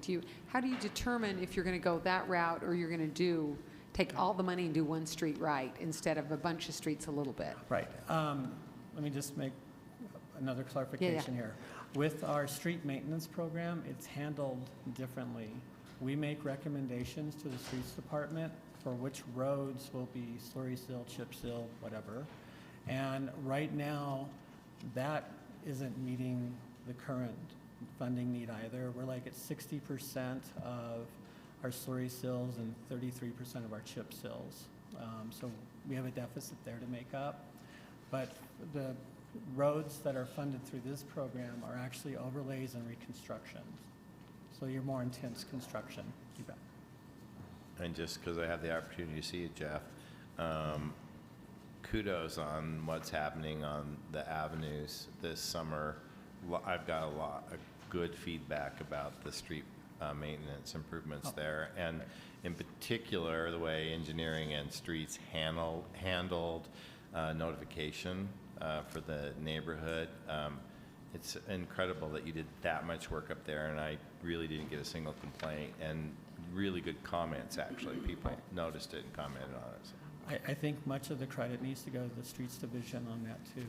They have a really good outreach program and notification program as they come in.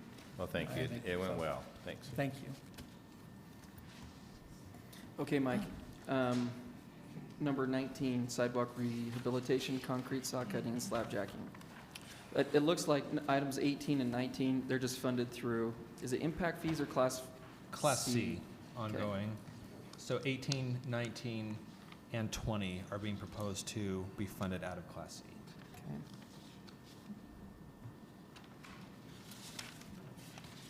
21 was not funded, but would be funded out of general fund.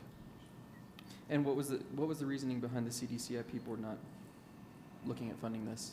I think it's limited funds, and sometimes plans or surveys are harder.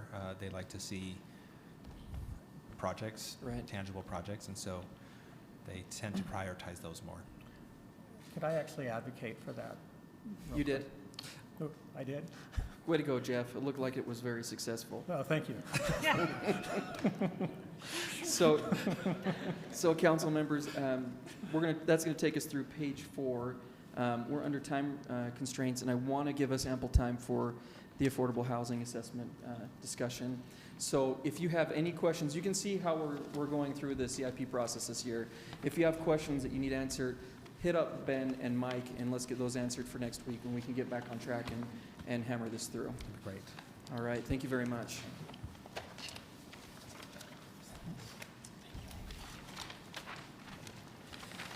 Item number 6, which is Salt Lake City Affordable Housing Assessment. And Mike, you're not leaving the table. I'm not. This is great. So it looks like you are solo at the table, Mike. And you're going to lead us into a great discussion. All right, give me just a moment to switch hats here for a second.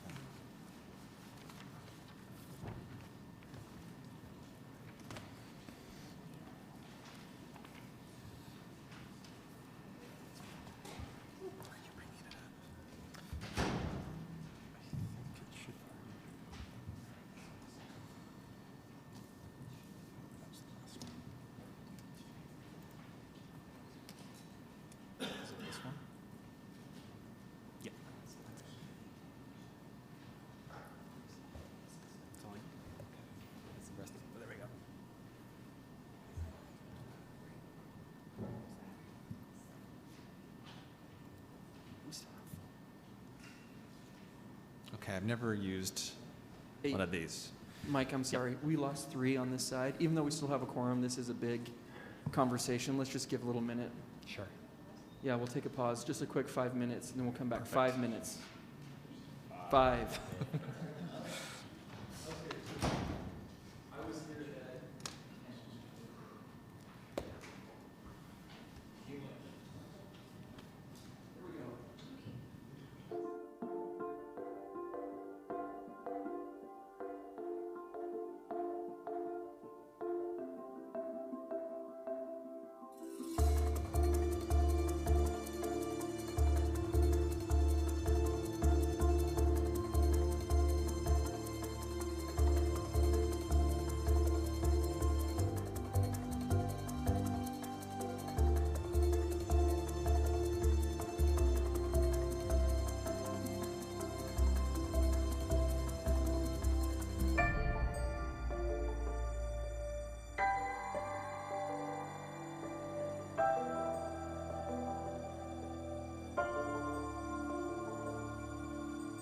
What time should I wrap? What time do you wrap up?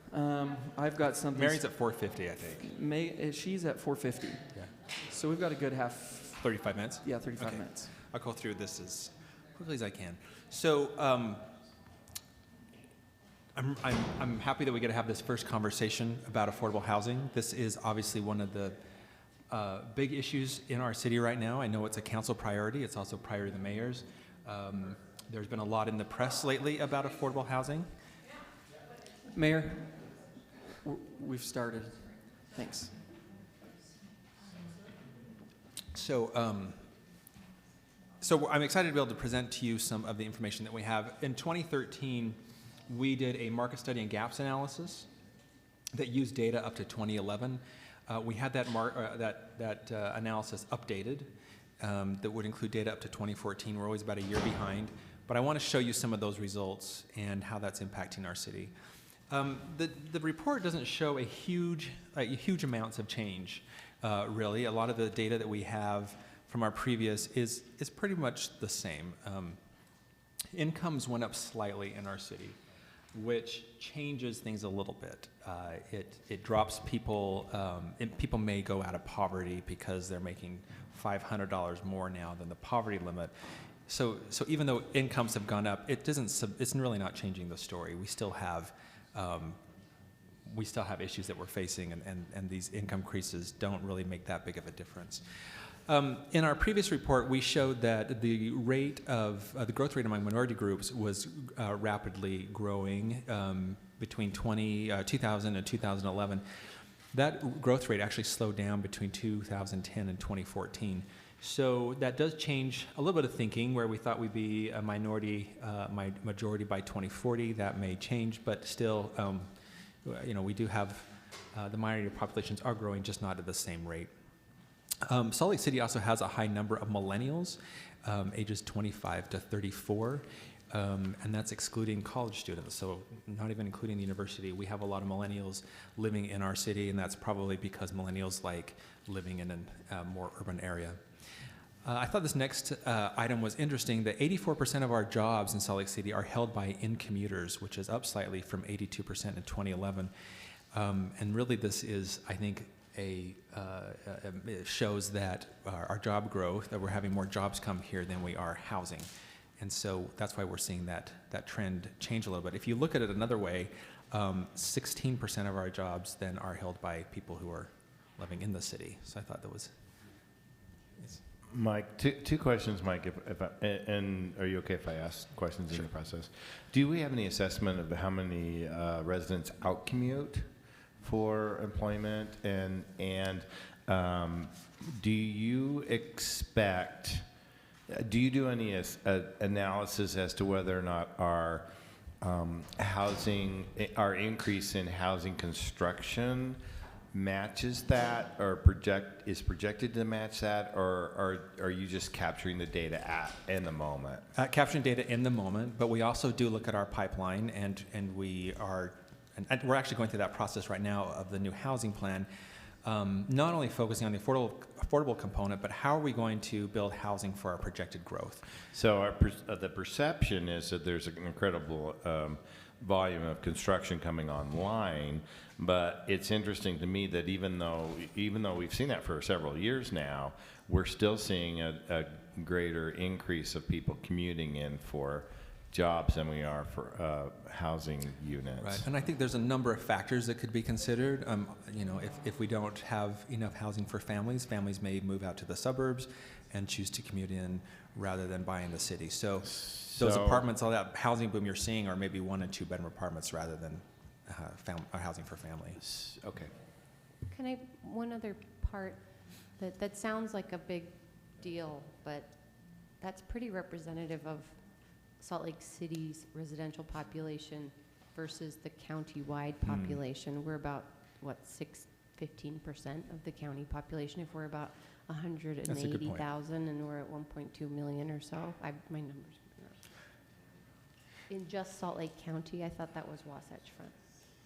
Oh, Salt Lake City. Anyway, but it's sort of relative, and I wonder if we aren't growing as a city, population-wise, at the same rate that the county is growing for reasons like family-sized housing and things. But there's probably a number of things that I think there are a play number of factors to look at. One thing that our study does show is it compares us to Boise and Denver, and while we're at 84%, Boise is at 57% and Denver's at 71%. So we're going to get into this and figure out why, and I do think it comes to what our housing availability is for different groups. Yeah. Thanks. We continue to see the gap between renter and owner incomes widen. Owner incomes increased between 1999 and 2014. Owner incomes increased by 37%, and renter incomes only increased by 22%. The reason we bring up some of these statistics is really when you get into affordability in the city, it matters. These kinds of things matter. Let's talk about housing affordability for a moment. Renters and owners lost purchasing power. Sales prices have increased dramatically. Now, this data comes from 2014, and my guess is it's even higher now. But the sales prices increased 33% during 2011 and 2014, yet owner incomes only increased 8%. Rent increased faster, 8%, than their incomes at 4%. So people aren't able to find affordable housing, or housing that is affordable to them. Fair market rent in the city is $938 for a 2-bedroom apartment, and I think that the next part of this is kind of interesting, that actually our median sales price in 2014 exceeded the peak in 2007. So we are at higher than pre-recession levels. Nearly half of our renters are cost burdened. So that's gone down slightly since the previous report. However, that does come back into the disclaimer I made at the beginning that incomes have increased slightly, but just keep in mind when we talk about this, it's not a huge increase, so we're not... Can you define cost burden? How are we defining cost burden? Cost burden is if you spend more than 30% of your income. If you're severely cost burdened, you're spending more than 50% of your income on your housing costs. Let's see, 22% of homeowners are cost burdened and 8% are severely cost burdened. Our renters, about 25% are severely cost burdened. So about a quarter of our renter population is paying more than 50%. And the thing to keep in mind too is when we say 50%, they could be spending 70% of their income, plus their transportation costs, which are another 15%. When you're making $20,000 to $30,000 a year, that does not give you enough to live on. More than a third of our renters in the city earn less than 30% of AMI, and nearly 60% of our renters earn less than 50% of AMI. Over 300 housing units, vacant and occupied, lacked complete plumbing facilities. 683 vacant and unoccupied lacked complete kitchens. Together, these represent 1.3% of the city's total housing units. And I know there's been some press on this lately about housing conditions. And I thought these statistics were interesting and wanted to bring these to your attention.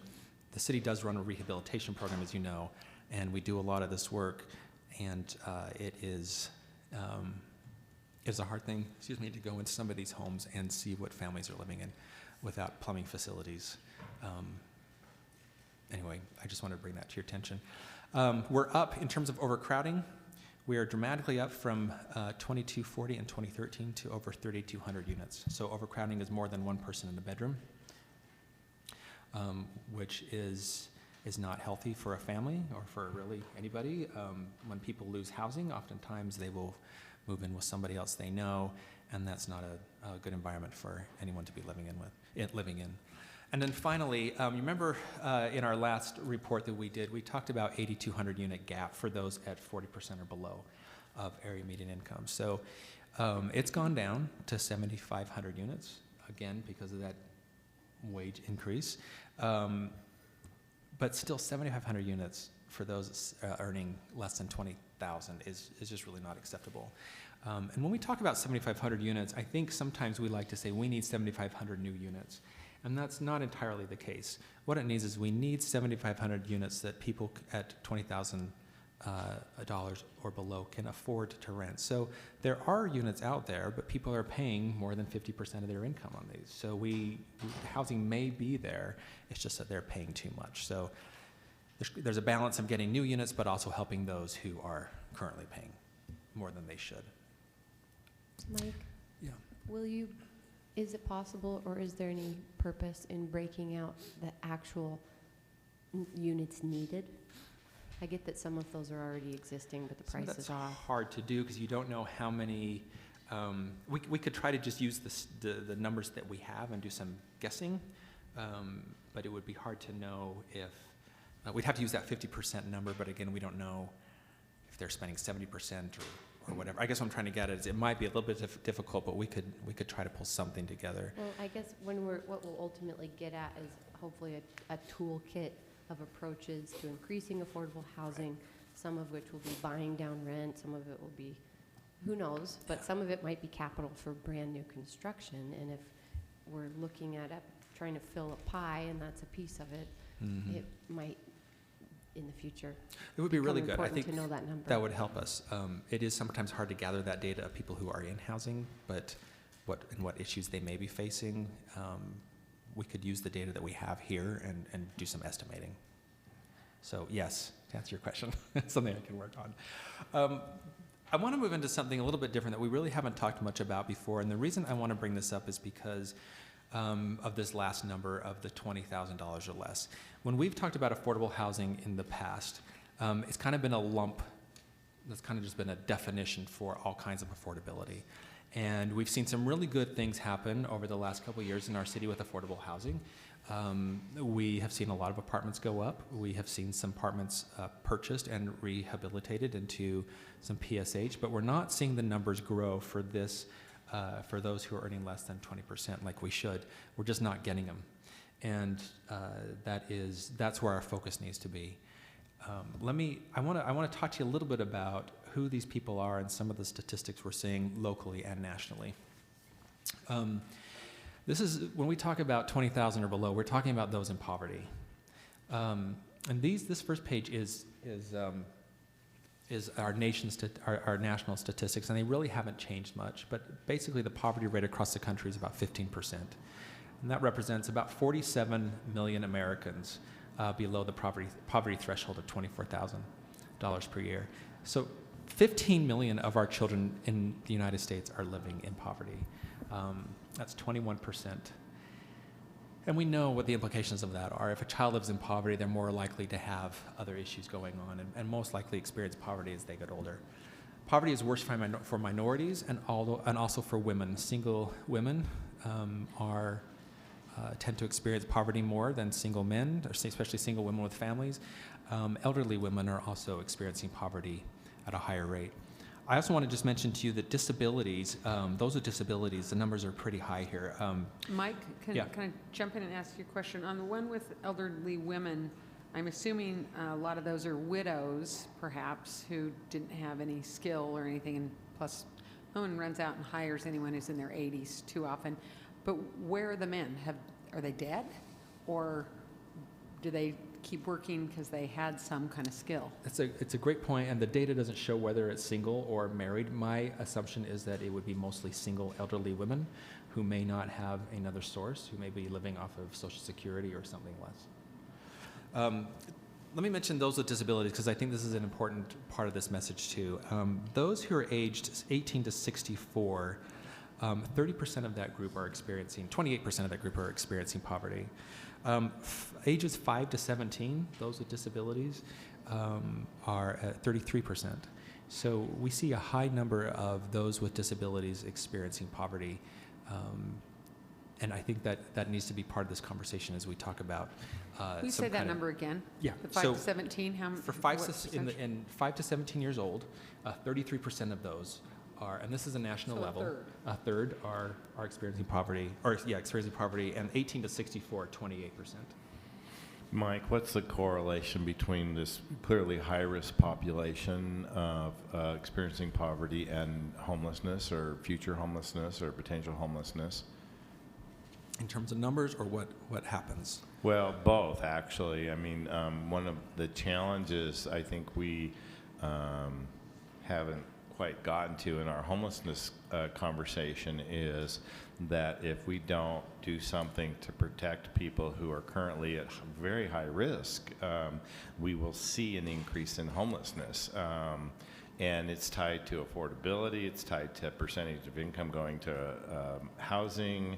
I mean, all those factors play into that risk for homelessness. And well, a little on my soapbox, but one of the challenges I think we face is we organize around the visibility of the current homeless person, and we sometimes forget that if we don't look at the risk for homelessness, we may not really be addressing the long-term problem. You're exactly right. And I think as we, some of that data is the hardest to get because you may not know those who are one step away from homelessness, who may be being evicted from their apartment. And so we have to do a little bit of guessing on that data. We look at our partners who know this inside and out and really want them to partner with us on that.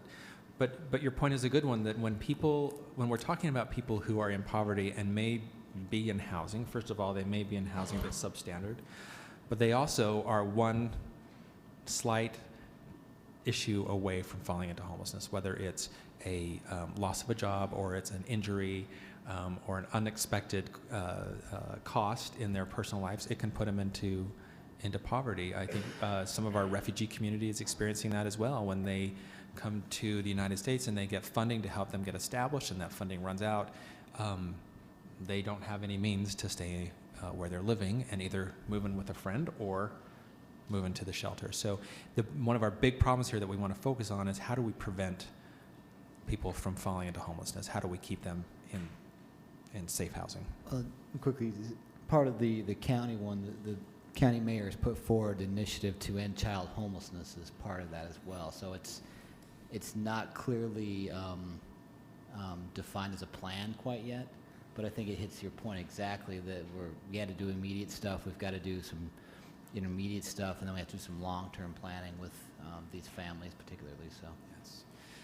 I know we're running out of time here soon, so I'm going to go through this last part a little quickly.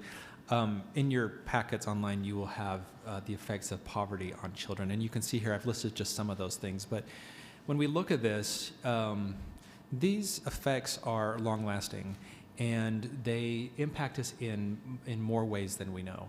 And I Councilmember Penfold, back to your point, if we can get people into secure housing, provide them stability, it helps alleviate so many other burdens.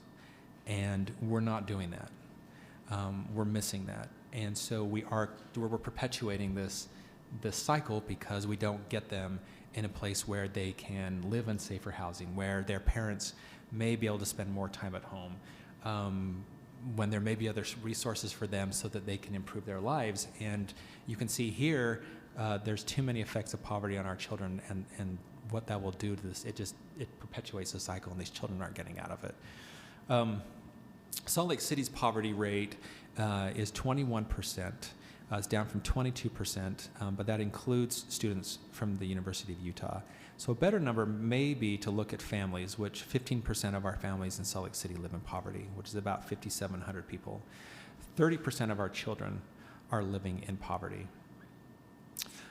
Single households, 39% of all single parent households are in poverty. 13% of those are single father, and 49% are single mothers. I think one thing here to keep in mind too is that the poverty rate among minorities is higher, 30 to 40%. And when we look at the West Side, we know that about 43% of our population is on the West Side, or 43% of our youth live on the West Side, and they tend to be, it's a higher minority population. So if you start putting those two statistics together, you can see that our minorities do have a higher rate of poverty, and that their children are being affected by this as well. So the affordable housing crisis. Up to this point, we talk about things we need to do to prevent an affordable housing crisis. And I think that conversation has to change now to say, how do we address the affordable housing crisis that we are in? It brings, again, back to your point, Councilmember Penfold, that we know these numbers. We can look at those who are down at Rio Grande who do not have safe housing. But we also need to focus on those who are barely making it and are one event away from falling into homelessness. And how are we going to provide provide some kind of subsidy or whatever it may be to help them stay in their housing? The system has really failed these people. And I know you'll hear in conversations where people like to blame certain individuals for getting into the situation that they currently are experiencing, and we have to change that. We have to change that conversation. We can't assume these things anymore. When we look at education, for example, many of our kids who are in poverty may not get the help that they need at home to do their homework, so they're automatically behind. And yet we don't have a system in place, or a well-functioning system in place, to help them get out of that. There are some services that are provided, but they're overwhelmed, and we can't do it for everybody. There are failures in our systems that prevent people from staying in their housing. Over on the right-hand side, you can see here that federal assistance has been dedicated to renewing existing subsidies rather than providing housing subsidies for new households. So in an average year between 1981 and 1986, 161 new households received subsidies. In an average year between 1995 and 2007, fewer than 3,000 did. So it's really changed to providing existing subsidies. The next part is interesting too. 2/3 of our poor renters today do not benefit from federal housing programs. In 2013, 1% of our poor renters lived in rent-controlled units, 15% lived in public housing, and 17% received a government subsidy, mainly in the form of voucher, which means 67, or 2/3 of our population, who needs this, is not receiving any kind of assistance. They're doing this on their own. So the subsidy, the assistance is not there, and they're funding constraints. When we look at what we get for tax credits each year on a statewide basis, $7.5 million doesn't cut it. It's not enough. When we look at a voucher, when our vouchers are closed and people can't get a subsidy, how do they stay in their housing? How do they find housing? They call all the time, and where am I on the list? Where am I on the list? And they're not moving up, and so they're spending money they don't have. They face higher rates of eviction. They're moving their children multiple times throughout the school year, which has long-lasting effects. And it's just, you can see I'm maybe talking too much about this. You get my point, though, that we are facing a situation, or we are in a situation where we aren't supporting those who need it the most. I'm going to kind of skip this slide here just because of lack of time, but I want to just mention these on the left-hand side. Providing stable housing and lowering evictions is human capital investment. It is analogous to education or job training, and one that has the potential of decreasing poverty and homelessness and stabilizing families, schools, and neighborhoods. In Salt Lake City, too many people are cost burdened. Our rental rates are too high and increasing, and vacancy is at historic lows. Land values have increased, making affordable housing difficult to pencil. Affordable housing does not make sense unless significant subsidies are available. LIHTC is a good source, but like I said, it's competitive and it's limited. Even our 4% that provide housing for those at 60% of area median income are very limited. That used to be an easier source, but now that's even become more difficult. Our gap of 7,500 units cannot be filled if we continue the way that we are going. You probably saw this article about Amy Tabor, who this was a story in the Tribune a few weeks ago that I think really illustrated the point to all of us about a person who is back on the street, a family back on the street, because of a situation that they were in where their husband was on parole and was pulled aside. I don't want to get into all the details, but the husband was taken out and of the family situation, and now this family is living or trying to find affordable housing. And we see too many of these instances going on in our city. When we talk about those who need affordable housing, they're everyone around us. We all need affordable housing. We all need to not pay more than 30%. But we have too many people at these real low income levels, at $20,000 or less, who can't pay anything, who are giving every last dime of their tax return or whatever they may have to their landlords and not being able to get caught up on other things or pay for their health issues or good food or taking care of their children, providing clothes. It isn't there. Affordable housing is where everything meets. As I mentioned, it provides stability and provides the resources for basic essentials such as food, transportation, healthcare. It allows parents to keep their employment. It relieves the stress of where to live that affects mental health. It increases the chances a child will graduate from high school. It lessens disruption in a family's lives. Affordable housing solves homelessness. It increases opportunity, and the investment up front will save us all in the end.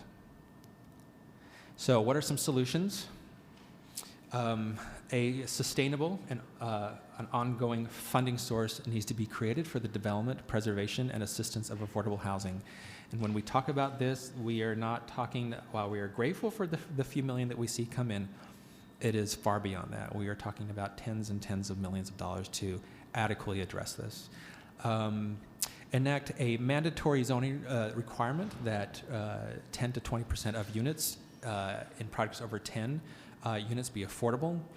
Preserve a mechanism to preserve affordable housing so that it remains affordable in perpetuity. Continue to rehabilitate affordable homes that are unsafe or unhealthy. We also need to educate the public on what affordable housing is, who needs it. When we go to a restaurant and we're served by somebody, or when our children go to daycare and that daycare worker can't afford a home in that neighborhood, or a school teacher. We're talking about a range of people. We're talking about those who are homeless but maybe working a job or two and could get into housing but can't find anything that's affordable. We really have to change the dialogue. We need to create citywide incentives to attract more affordable housing, and we need to look at our own city ordinances and policies that are impediments to affordable housing. So I'm going to wrap up here. You already have all those policy and ordinances lined up for us to look at, right? Right here. So that's what I'm getting to. Great. We have some upcoming discussions with you. You currently have in your office a transmittal that includes recommendations from a finance working group that we put together earlier this year. And so that has been transmitted. You should have that, and we hope to be on the agenda soon to go through those recommendations. Following that, you'll have a transmittal on inclusionary zoning, which is written and on my desk waiting for final approval, and that will come to you. And then finally, a final transmittal to really get in some of these smaller items that we do as a city that are impediments. The finance group looked at 3 areas: policy, incentives, and funding resources. So a policy and ordinance are kind of that lumped together there, but we would look at something like a form of inclusionary zoning. We want to talk about missing middle and what our zoning ordinances currently do to limit the number of medium density homes that we can build in our city. If we can get more of those, it increases opportunities to do density bonuses and then provide more affordable housing. And a mix. We also need that mix of housing types and income levels. Looking at incentives, looking at a community land trust so that properties that go in there will stay affordable in perpetuity. So that is just a place where property is held, but the structure itself can be sold over and over again. We could look at tax abatement and how that may help developers. Increase city access. What can we do as an incentive to get developers in here to build affordable housing? How can we make it easier for them? On the right-hand side, funding sources. Looking at equity investment, if it's city-owned land, can that go into a property and the city has an equity role? Looking at a city-issued bond or levy, and this is a tool that the finance group recommended as a significant way, or a way to finance significantly affordable housing. And we looked at a number of cities throughout the country who have done these, and they've been very successful. Seattle has one that they started back in 1995. I think it was around 50 or 70 million there. That goes to the voters every 7 years. They're now up to 222 million, and as on the next ballot. But they are doing very forward-thinking things and getting people off their streets. Also looking at linkage fees or impact fees and peer-to-peer rental fees, such as Airbnb or something like that, where we aren't. That may be a place to capture some income. So these are in the packet. These are in the recommendation from the committee. I just wanted to give you a preview, so we'll be talking about those soon. There are real opportunities here to do something very impactful and meaningful in our city as we look at those who are experiencing poverty, who are struggling to keep or find housing. Questions for Mike? Derek? Well, thank you for being here today. And these data points are fascinating and troubling at the same time. I think, the number that strikes me, there's a couple of them, but one of them that stands out to me the most is this 30% of all children in our city living in poverty.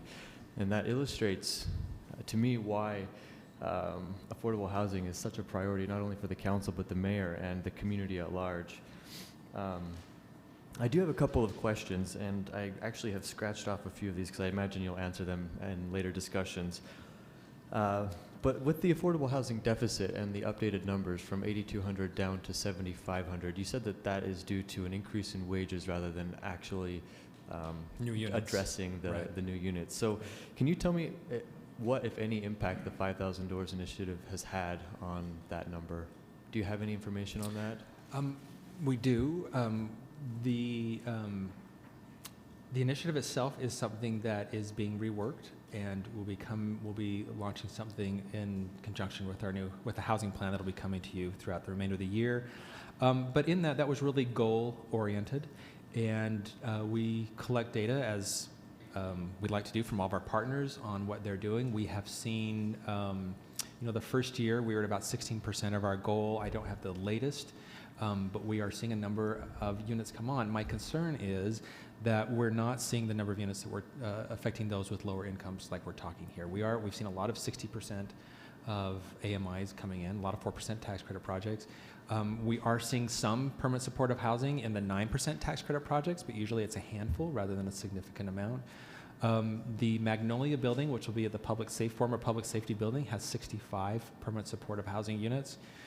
We are looking at all of our city projects, and we take those out to include housing that would be restricted to those at this income level. So we're seeing good progress, but I think one of the concerns that I have is we're also seeing a lot of affordable housing going away. Mm-hmm. We've had units in our city that have recently been purchased by market rate developers who are turning those over. We're losing those units. We see demolition of smaller apartment buildings that are affordable. And turning those into higher end market rates. So I would, even though we've done a lot of hard work and we're seeing good things happen, I could almost certainly say that we are at a net loss of getting affordable and keeping affordable housing units. Are you also analyzing our existing zoning? Is that going to be part of the housing plan, looking at maybe areas of the city where we can accommodate higher densities and how to incentivize that? Are you looking at zoning more broadly? Well, planning does that, and they've done that in their master plans, and Plan Salt Lake is a good start there, and then in their specific master plans. So we use their zoning, but we are looking right now at the zoning and what could be built within those zones. So that will be part of our future discussion. But we are looking at that and how we may get more density. One last question. From the transmittal, one of the numbers that really stood out to me was our vacancy rate, and this between 2 and 3% we have between a 2 and 3% vacancy rate in Salt Lake City, which I don't really know exactly how to interpret that, because my question to you is, what is a healthy vacancy rate in a city of our size? That's kind of a trick question. Councilmember Rogers is shaking his head. I don't know, maybe 4 to 5%. A 3% is really it's too low. You can't find anything. And when you have that kind of a rate, what is the incentive for a developer or a landlord to lower their rents and subsidize their units when they can get market rate? So let me get back to you on that. On a good healthy rate, I'm kind of taking a guess, and that may not be the best answer, but I think what it illustrates is that we certainly don't have access, and we are losing affordable housing. So would you agree that in the simplest terms, this boils down to just a simple supply and demand issue in Salt Lake City? Sure, and there's a host of considerations when you talk about supply and demand, when you talk about land costs, when you talk about vacancy rates, when you talk about subsidies and things. I mean, that all comes together as part of that conversation. But I could say it comes down to a supply and demand discussion. Thank you. Councilmember Mendenhall, and then Councilmember Johnston. I want to thank you, Mike. This is bold and courageous and absolutely critical. I wish the mayor were here. I know that she's forwarded this transmittal and knows all of it, but I want to congratulate and thank the administration for starting this discussion with clearly open eyes and proposals that are really bold. And that's exactly what we need. So I am excited to hear these recommendations as we get to unpack with the future discussions. I'm excited to merge the finance group recommendations with our RDA discussion about that at least 4.5 million, and where do we begin, even though that is clearly just the tip of what is an iceberg of need. But that'll be fantastic insight as we decide how to begin to distribute monies to expand our affordable housing. And those gaps to fill that it feels like, at least initially, we have a land value gap that we're starting to look at monies for. That is an opportunity for us. Expanding that net of help to realize the potential of homelessness that exists in much of our population that we don't quite understand. And I want to throw out Pam Perlich and the ACS work that she does, and maybe she can help us to get that little bit of clarity on the numbers that we don't yet know, where we may be taking guesses. She's still under contract with us, and I think we expanded some of her funding last year. And then the third, and you mentioned the Tribune article, is rapid rehousing brings me great concern, and I would like to see it on some of our, maybe it's a housing opportunity of sorts. There was another article that Chris Smart wrote that was in this weekend's paper. And I actually had an opportunity to go in and meet Kimberly and sit in her home and meet her kids and hear her story. And it could have been my story. I mean, it could be any of us at any moment. This succession of illnesses and falling outs of relationships. And,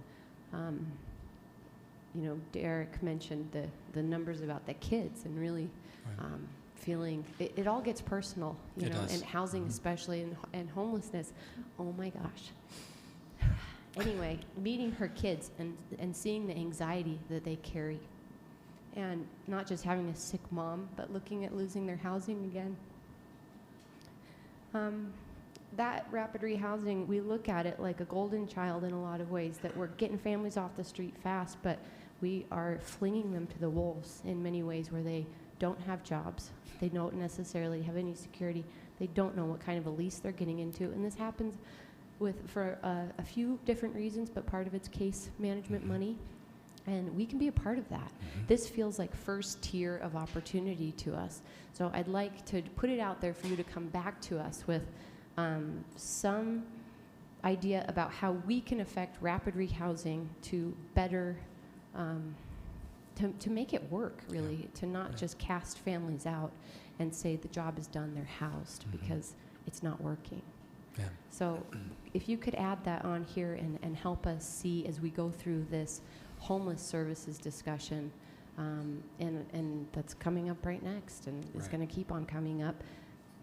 I don't know how the city council can help, but I'm sure we can. So help us see what that path looks like. That would be fantastic. We've been working closely with the state and the county on case management issues and trying to solve some of that. But I want to bring that back to you with some ideas of how the city might be instrumental in making those changes. Thanks. I want to add a comment. Councilmember Mendenhall, you also talked about, when we talk about families and homelessness, and we've had so much discussion, and it's quite a topic in the papers about the new resource centers. And certainly what the mayor's proposing and working with the county's collective impact is the right way to go. What we hear through this discussion many times is that everyone knows that housing is the solution. But what we're missing in the conversation is that no one is talking about how do we do that? How do we provide the housing?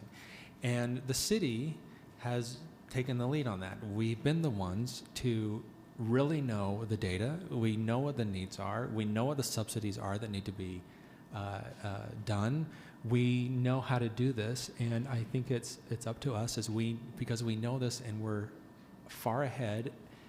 We need to implement this, and we need to take what's going on with the resource centers to the next step and actually provide the housing so that we can get these families out of homelessness and get them into housing that is good quality housing and also with the support and services that they need.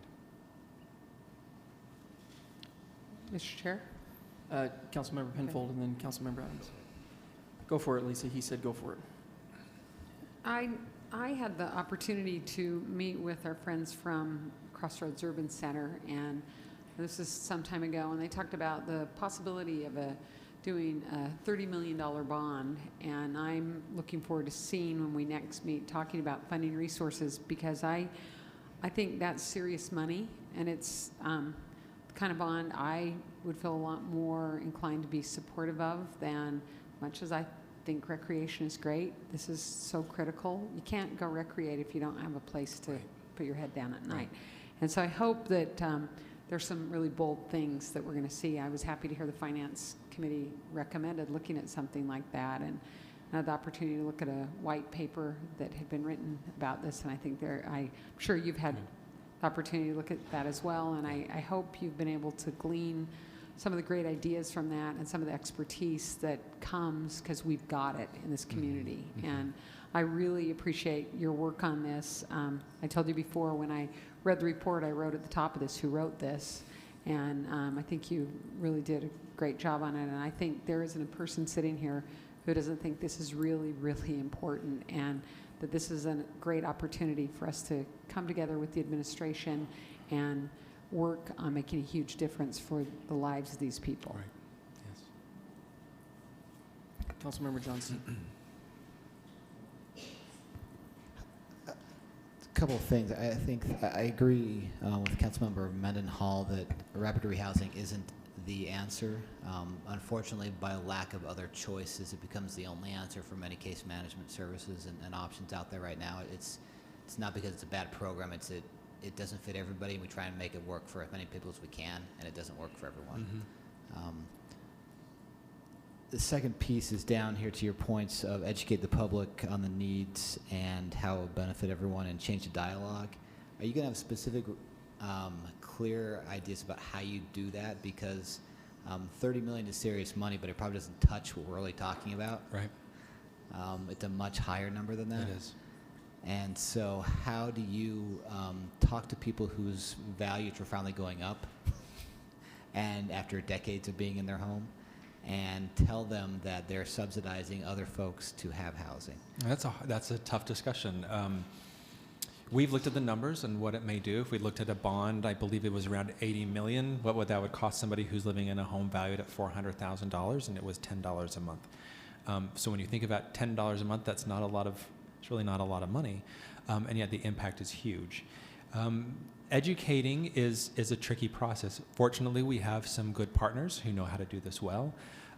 It's going to be a range of things. It's going to be showing people actual faces of those who are in affordable housing. Everything from those who are homeless, Amy, or the family that you visited, who may have just found housing, but it's not a great situation, or somebody who isn't had housing. It may be a family's child or who just graduated from college and is looking for affordable housing. There is a range of those, and people need to personalize it a little more. They need to understand that affordable housing affects them in one way or the other. But I also think there's got to be a discussion. I think we have to really get to these fears that people have of what it's going to do to their neighborhoods and their schools and their way of life, because a lot of the fears really are unfounded. They are passed around. People believe crime rates go higher, their property values go down, and that can't be supported. But we're working on that. We're trying to get in and have these real conversations with people. We have contracted with Community United and BBC, who did our market study, to do some outreach throughout the city to talk about these issues, to talk about people's feelings about affordable housing and what they may support. Are there specific things economically that benefit the city, though? We assume this is a good thing for everyone, and I think in the long run it probably is, but what are the numbers, what are the specific things you're talking about when it says we have to bring down the cost of housing for the city? I mean, the first one you can look at is homelessness. That's in the paper all the time. You drive down Rio Grande, people can see it's very visual. You get people into housing, that changes everything. Taxpayers are going to pay for it now, or are they going to pay for it later? We're going to pay for medical costs later on. We may pay for, for the result of the impacts of higher crime rates. We're going to pay for it through our education. We will bring those things. We'll show the data of how addressing the problem up front will impact costs in the future. And I think it's a great point. That really does make it more real for people, because if you can maybe spend $10 a month now, look at what you'll save in the future. Stan. Mike, I want to echo what others have said, and thank you for a truly brilliant housing report. From the first time you provided this to the council, when I was first on the council, I've been consistently impressed with the quality of your research and your work, and it's really comforting to know that we have a foundation of good information to support our decisions. I also want to commend you for expanding the conversation around affordability, because I think so often we have conversations about the other people who need affordable housing, and I would suspect that many people in this room right now are only a couple of paychecks away from having a real concern about their current housing situation. So I think that's a significant component of this conversation going forward. When we talk about affordability, we're talking about people who are struggling with more than 30% of their current income going to housing. So thank you for that expansion. And lastly, I just want to thank you for the clear level of compassion and commitment you bring to this issue, because it is, you take numbers and you make them real, and that's important, but it's apparent to me that you have a commitment to providing housing to people that is rarely seen in this community, and I can't tell you how much I appreciate your commitment to that, so thank you. Well, thank you very much. I am supported by an amazing staff who is as committed as I am, and we appreciate the council taking the time to listen to this, and I know that now we can take some action and actually make it happen for those who really need it most. Mike, just really appreciate you coming here, and want to echo Stan's statements too. I mean, this is fantastic, this presentation, and I just want to bring to light that if you look at our transmittal that we received, if you go and look at the federal income guidelines for Section 8 housing, two-person family for very low income, $29,550. Well, I've been there. And I bought my home at that time in that situation as well. And you know, you have people who have ebbs and flows. They'll go from very low to maybe moderately low to extremely low over their lifetime. And I think the more that we talk about these, who are the people in your neighborhood? These are the people in your neighborhood. You know, you walk down the street, they're the ones that are really benefiting from this affordable housing. And I think the education tool is key for people to understand the affordability and what types of individuals are going in at that point in time. I agree. And I think your use of Sesame Street phrases was excellent, and we'll use that in our education. You know, I could take off my jacket, you know, unzip it, throw my shoe in the air, but I'm not going to do that. But That's the wrong show. So, you know, Mike, and one of I would love to see Salt Lake City have a housing voucher program, you know, where the RDA funds it, and part of economic development for, you know, funds that for housing that people can say, okay, for a year, I will have a subsidy for my rent, and that will give me a year to find a job that can continue me on this process where I can stay in the place where I'm at. Yeah. If I may I'm not getting any benefits from this, I promise, but there is a book out, and many of you may have heard it, called, it's entitled Eviction. It's by Matthew Desmond, who's a Harvard sociologist, and it is an incredibly impactful book and one that you really can't put down. I don't know if you've had a chance to read it, Councilmember Johnson. It really focuses on the eviction part of affordable housing, but it also really, and I'm getting chills right now as I talk about this, it illustrates the circumstances that people are living in. And Councilmember Penfold, when you talk about numbers, you're exactly right. They are numbers, but they're also people. And we see too many times families whose children are on the streets and have nowhere safe to sleep and can't sleep because they're afraid of what may happen. We see what the impact of homelessness does to these families. And so when we talk about these ideas and these recommendations, what we're really talking about are individual people's lives. So thank you. Thanks, Mike, and especially for being at the table, I think for 3 items in a row. 3 hours? This isn't over. We've got plenty more to talk about with this. Good. So. All right. Thank you. Thank you. All right, Mary Delamar Schaefer, would you please come up to the table? You have no one here to support you. You're up there all alone, and we are going to harass you. Here's the question: is that the dress? Is that the dress that you made? And it's got bicycles all over it. I wore it for you. Well, we've got a surprise for you then. Oh, wow. So, Mary, if you'll oblige me, and I will read this letter that we're going to give to you, but I'll just make it public. Dear Mary, the Salt Lake City Council thanks you for your years of skillful and enthusiastic service. It has been our absolute pleasure to work alongside, learn from, and regularly laugh with you. It is clear to us that all you care about is your work and your impact on this great city. Whether in your official capacities as Deputy Director of the Community and Economic Development Department or in your outreach with individuals you serve, your commitment to improving the lives of residents has always been paramount. Your respect for everyone you work with and your strong leadership have changed City Hall for the better. What's more, few people have made government work seem as interesting, compelling, and outright fun as you. We wish you the absolute best in your upcoming endeavors and know you will serve the Utah Transit Authority with as much skill and gusto as you have served Utah's capital. We sincerely thank you for working so hard and making a noticeable difference and look forward to our continued association with you in your new role. You will truly be missed in City Hall. Thank you. That was lovely. Thanks. We have a parting gift for you, too. Oh, boy. It's fitting for your dress. Are you ready? As a small token of our appreciation, the council office has purchased a green bag handlebar sponsorship in your honor. Yes.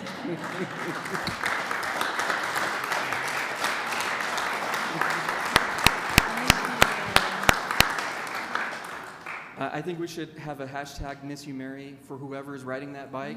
They take a picture. That's awesome. Very soon you'll see a bike around town with your name on it. Along with that, you get a special sponsorship level with a white helmet and a t-shirt.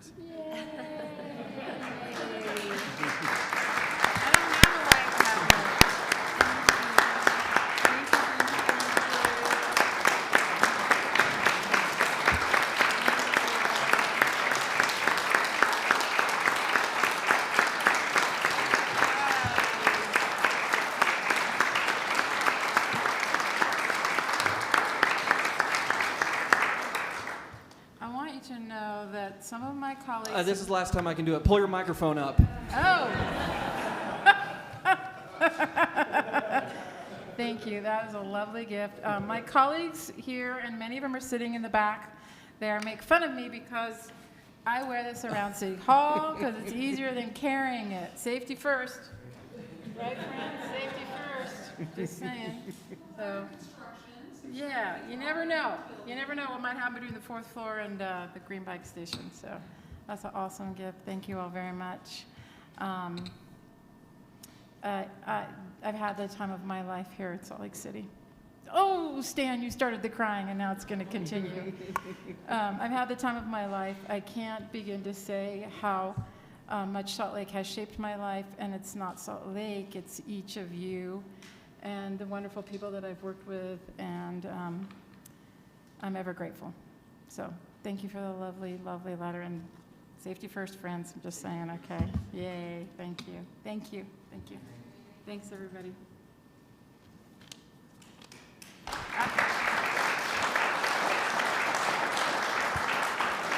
I want a hug from every one of you before I leave. That's all I'm saying, okay? Come make the rounds, Mary.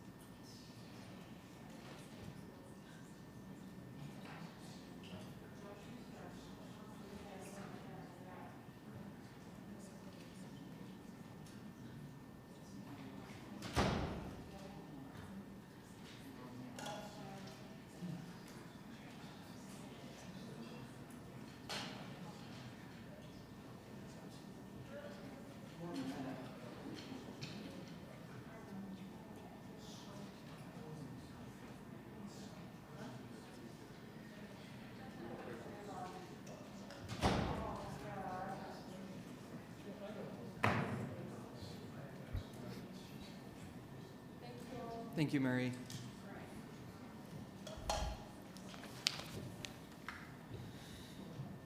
All right, Russell, we're on to your item, homeless services, including facilities and general policy discussion.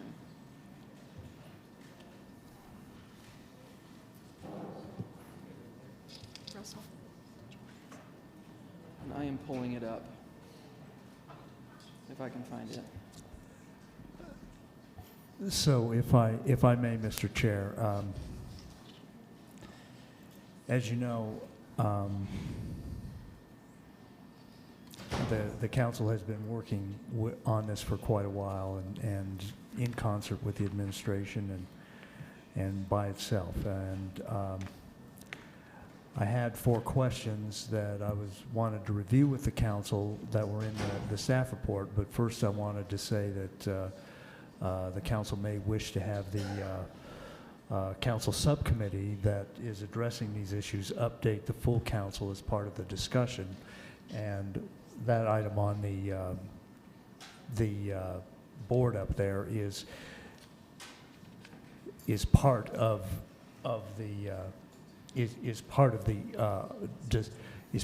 update that the subcommittee provided. Again, I think the intent of this discussion is to give a little shape to how the council intends to go forward from here on in about addressing the issue of homelessness. I want to remind the council that it sometimes has elected to establish base policy statements for big issues by conducting straw polls on potential components. And one of the questions then for the council is, does it want to use, going forward, does it want to use that as a tool? Under policy questions on page 2, the four numbered questions that were outlined, among them, the first 3, the discussion of the first 3 may lead to a base policy statement, but at the very least, it may help clarify in the council's mind a direction that the council wants to go.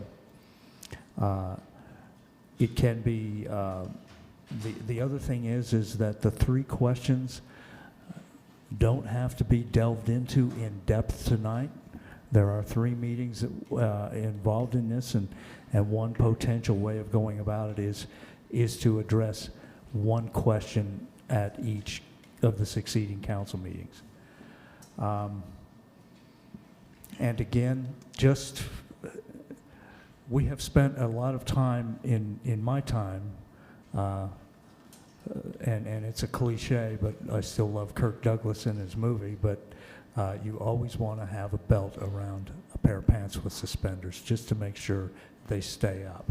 So the council may want to ask the city attorney's office, you know, for some information on what is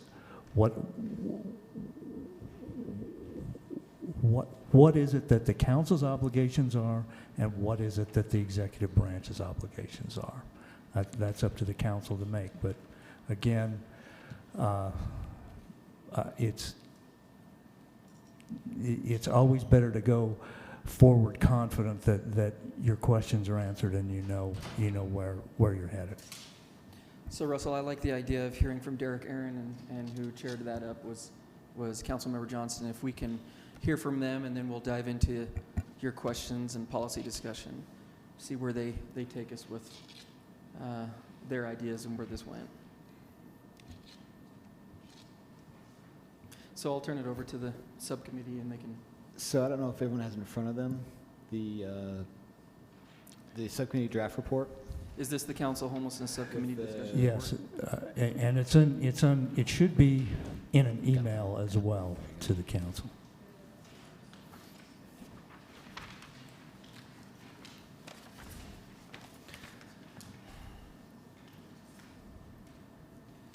So it's a moving target, obviously. There's so many different factors that are evolving around each other with this. One of the things that was in front of, or is still in front of us as a council, was this open discussion or question we've had about if 250 bed facilities, 2 of them are what we would endorse in the city. And there's so many factors to that. I boiled it down to 3 questions came out of me in my mind about this. And one was about the actual lots that are available, and therefore the size of the building and how it fits into its environment. So if you look at the draft, the consultant's draft, they looked at size. They said, how many square feet do we need for 250 beds minimum, right? And the smallest lot they found that could fit that on it's a 3-story building was 1.2 acres. And on that size, for 250 people, you needed a 3-story building that looked the way we sort of saw it. It wasn't an actual representation of it, but it gave you a sense of what you'd look at in that size lot. If you have a double that size lot, it looks like a flatter building potentially. It really changes how it looks, how it fits, right? So part of our discussion, I think, about 2 or 3 or more facilities is about the actual placement of it. Has a lot to do with the environment, right? The second piece was about resources. So Aaron brought up case management earlier in the rapid rehousing context, but for a building to function as a temporary shelter, the way we're talking about it, it means you move people in and out quickly. That's a lot of labor, right? And is there a plan in place to have enough folks and enough programming sufficient to identify issues quickly, to assess, and to redirect to appropriate resources, okay? And that's much more on how you staff that building, the case management ratios, et cetera, those kind of things. The third piece for me was ultimately the kicker was this housing. If we're looking at outcomes for an emergency shelter being how quickly you move out of that shelter, how many or percentage move into housing, especially permanent housing, and how many return in some amount of time, 3, 6 months, a year, those all depend on having places to go, right? If you don't have the housing, then my question was, does this look more and more like a transitional housing program where you don't stay for a week, 2 weeks, 3 weeks, a month? You may end up staying longer if you're not on the street because there's no place to go. There's no housing for you. those are the questions in my head about our discussion. Now, I don't know if we can answer all of them, and that means it's hard to answer whether we're going to endorse 2 or 3 locations without some specific sites. But those are things to take into account about our size discussion, okay? And we need to sort of bring that up as part of this as well. And then Aaron had some other thoughts as well, I think Derek had, but those were sort of the core piece for me. So I guess council members can ask Councilmember Johnston a question. And I've got one for you, Andrew. Are you comfortable with 250 bed facilities? I think I'd be more comfortable if we knew what it actually looks like, excuse me, in the location, because in a dense housing location, 250 people doesn't stand out at all, frankly. I mean, if you have a lot of buildings that look similar to it, that have denser population living there, those kind of things, it's not a big issue if you have the resources there to deal with the situation. So if I've got 250 people, but they're moving in and out, do I have enough staff to handle issues that sort of spill over onto the street, right? Do I have staff to deal with people who come in immediately so they're not waiting for some period of time to meet with a staff member? Those are the questions that I'm more concerned about in that size building. I don't think it's right for all locations in the city at all. My other concern is that right now we're basing the 250 bed on having 2 of those plus 2 detoxification programs plus a family program. It's 5 programs plus some other diversionary tactics with the jail, et cetera. That gets us to our goal of 1,500 people, 1,200 people, I can't remember what it was. The total population trying to deal with. 1,000, reducing the shelter beds. Give or take 1,000. If we are not able to place people in housing quickly from there or don't have the housing available, that's where my discussion of a transitional housing program comes in, because you may be staying there longer, and a 250-bed facility is harder and harder to run effectively for a longer period of time. Does that make sense? So I have a lot of questions still in my head that are dependent on locations and also about those other 2 factors. But if I know that they're in places where it's denser as far as population total centers, if I know that we have a plan in place and resources to do the case management and the other programming in that facility to deal with things very quickly, and if we have some tangible housing ideas that we can hit in the next, it's going to take 2 years to get these up and running, but say 3 years, give or take. It makes me much more comfortable with that size. If we don't, then I'm concerned about overflow and being able to handle a larger facility is hard to handle if people aren't moving through it. Mr. Chair? Yes, Eric. On that same question, I agree with everything that Councilmember Johnston said, and it really does come down to whether or not 250 beds works will come down to whether or not we have a plan in place, the programming and the resources available to take care of any overflow or spillover into the neighborhoods, because my hunch is that is inevitable in some regard. But I do have a bit of personal discomfort, just taking my own personal experience into account. We just opened up the VOA Youth Resource Center right next to my house, and I've been a fan of that from the get-go and a supporter all along. And that has 30 overnight beds. And now that that's been operational for a few months, I will say that even 30 beds has a real impact in the neighborhood, and it's programmed really well.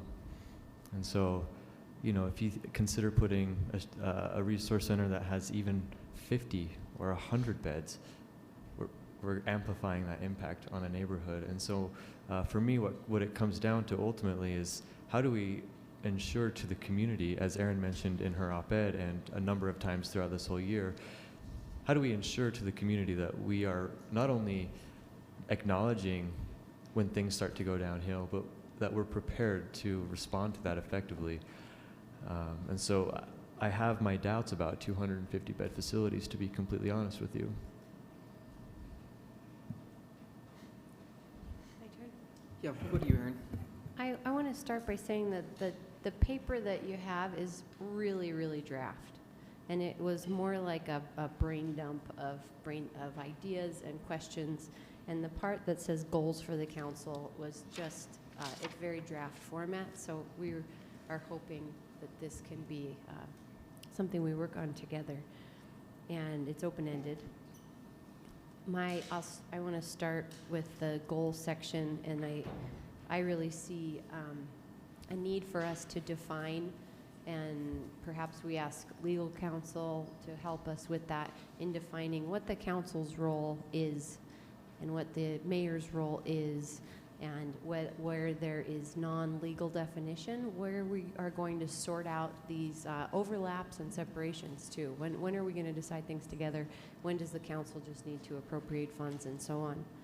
So one of our roles that I really see the 7 of us who represent the individual districts of Salt Lake City bringing is balancing that community context that Derek just talked about in his own community, and weighing the context of factors that Councilmember Johnston mentioned about that it has to do with particular location. It does have to do with parcel size. It has to do with the buildings that are around it. And it has to do with our housing plans, not just as Salt Lake City, but as the county, as in terms of temporary and permanent supportive housing. That context is really critical, and we can have that discussion. I hope that we won't be limited by state funding constraints or necessarily by properties that the administration is going through. Just to be clear, this council has no idea what properties are being considered right now, and we are anxiously awaiting the results of that process to begin those granular discussions. But I'd like us to talk about what those limitations might be on us in terms of considering other properties potentially. Also, getting to the 250 people discussion, there is one thing that keeps me from being on board with even an ideal site in an ideal location for 250 people, and that is the reality that many women will avoid shelter simply because men are sheltered in the same building. It is great that we're talking about a shelter that can host men and women, where couples could be and dine together and go out for a smoke together and go for a walk and be able to return to the same building for where they sleep at night. That's a lack that we are talking about fulfilling. But there will be, and research shows, and other shelters around the country that serve strictly females, particularly females with a history of sexual violence. They will avoid shelter at all costs. They will try to be and remain invisible on the streets because that's their safest option. And I don't want us to build a shelter where we know we're leaving out probably the most vulnerable segment of the population on the streets. So I want us to have that discussion about what it might take for us to expand to a 3rd shelter, and what those numbers are and what our local data talks about. Can I add on one thing to what Aaron's talking about? If we talk from a service perspective, in my experience at least, and I echo what Aaron's saying, that people with trauma, and we're talking about women here particularly, but generally need to feel safe, and part of that is safe, smaller sleeping facilities. The issue, though, is that if you look at the county's analysis, actually, the homeless resource facility analysis, in the sleeping accommodations area where they talk about single adult men, single adult women, and they got feedback about are certain things required, a high priority, a medium priority, low priority, or not applicable. If you look at semi-private sleeping rooms and private sleeping rooms, in the single adult women, it's marked clear down at low priority. There's nothing above that. And in the single men, it's actually marked for the same place, right? And so both of those are seen as low priority in this analysis of the study. So it contradicts sort of what you're saying, Councilman Mendenhall, and my experience has been. And so we probably need to talk about that a little bit with, at this point, it's got to be the consultant or the county, because it's sort of contradicting that. And so if we're going to have a discussion about services, and this is what they're going off of, it's not going to go very far. We're not in agreement. Can I respond to that? We've had Mayor McAdams in front of us here, and I've had opportunities to invite him to some services in District 5 that host and serve this type of demographic of women. And what is clear is that particularly victims of sexual assault who are on the streets and female are not captured in our definition of homelessness or in the vulnerability index, and that when I've had talks with the county and even Mayor Biskupski about their lack of presence in the county process of subpopulation creation, they acknowledge that that was a lack and a gap in their process. That is also a lack and a gap in the HUD process, and you know this well as a social worker. So in their recognizing that their process left out that population, it doesn't make me feel confident in the report that came out of their process that says, well, they're not a priority. So what do we do with that if they were clearly left out unintentionally, but they're not represented? Sure. I mean, there is some consideration there for in a 250 bed facility having, I want to say 50 or 50 beds, I believe, that are set aside for unique situations. They're probably separate than bigger dorm situations that could possibly, I think, be used for certain subpopulations, but it doesn't call it out specifically. So, yeah. And perhaps there could be, maybe we could end up with 2 facilities and one of them could have an entrance on one side of the block and the other, you know, they could be separated in some way that was so distinct as to accomplish a real separation, at least perception-wise. So I just want us to have a conversation around that. Derek, is there anything that you'd like to add? Yes, a lot of things I'd like to add, but I think it's really important for the 7 of us to be aware that this question of whether or not 250 bed facilities are the appropriate size is going to continue to bubble up. And so we need to be prepared to respond to that as a council once we are given sites to consider. And, you know, I just want to underscore that they will have a real impact in the neighborhoods no matter what. And so we just have to be ready to respond to that as a city. And I'm not sure that we're there yet. You know, for me, it's great to see 3 individuals on a subcommittee that do not agree on the problem or the scenario. And that just goes to show that I think it goes like that throughout the entire city, that everybody has an idea, but not everybody is sold on one single idea. Stan. Also, the thing it demonstrates and the reality of this conversation is that we're talking about generational services, and that this is, even though we do have some timelines attached to our process, which are appropriate, I think it's critically important that we take the time to have these conversations, because the things we do between now and the end of the year will be with us for potentially 30 years. So this is an important conversation, and I'm more than willing to allocate the time and resources necessary to have those conversations at a really deep level, if necessary. Mr. Chair, if I could follow up on Stan's point, and I completely agree with you. This is what we're faced with right now is a generational opportunity to really address homelessness in our community.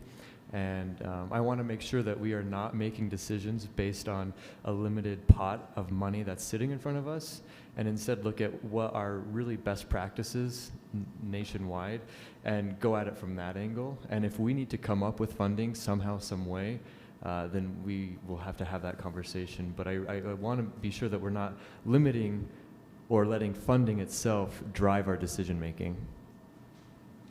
Charlie. Thank you, Mr. Chair. I don't even see this as a generational opportunity to address homelessness.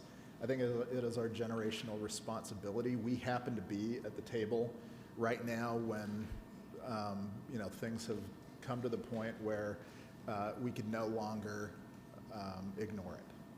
That's the reality I think that we're facing with. You know, the previous council and administrations have dealt with this, albeit 25, 30 years ago, when the current shelter was conceptualized and built.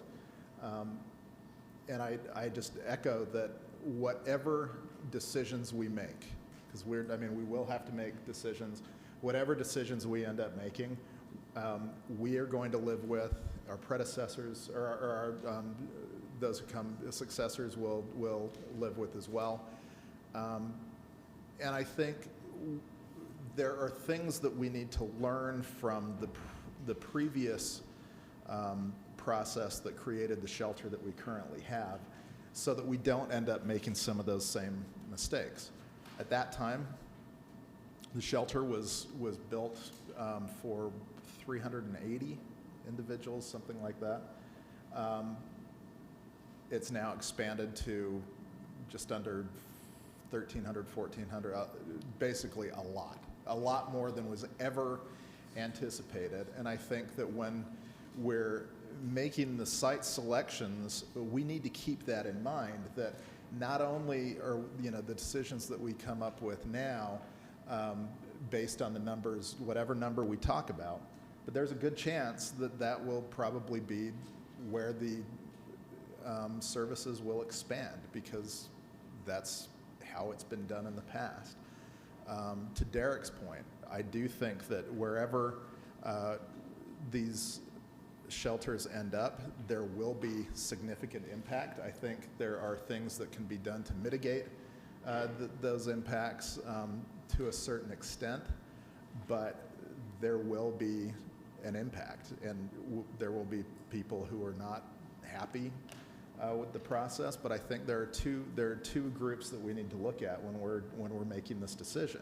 We need to look at the existing communities that we're siting these new locations in, because there will be individuals who live, who reside, who operate businesses, whose kids go to school in an area where all of a sudden we are changing the circumstance of that neighborhood from what they bought into, what they move, you know, even if they're haven't purchased their homes, if they're renting, we are going to be significantly changing the environment of particular communities. So we need to be very careful how we go about this.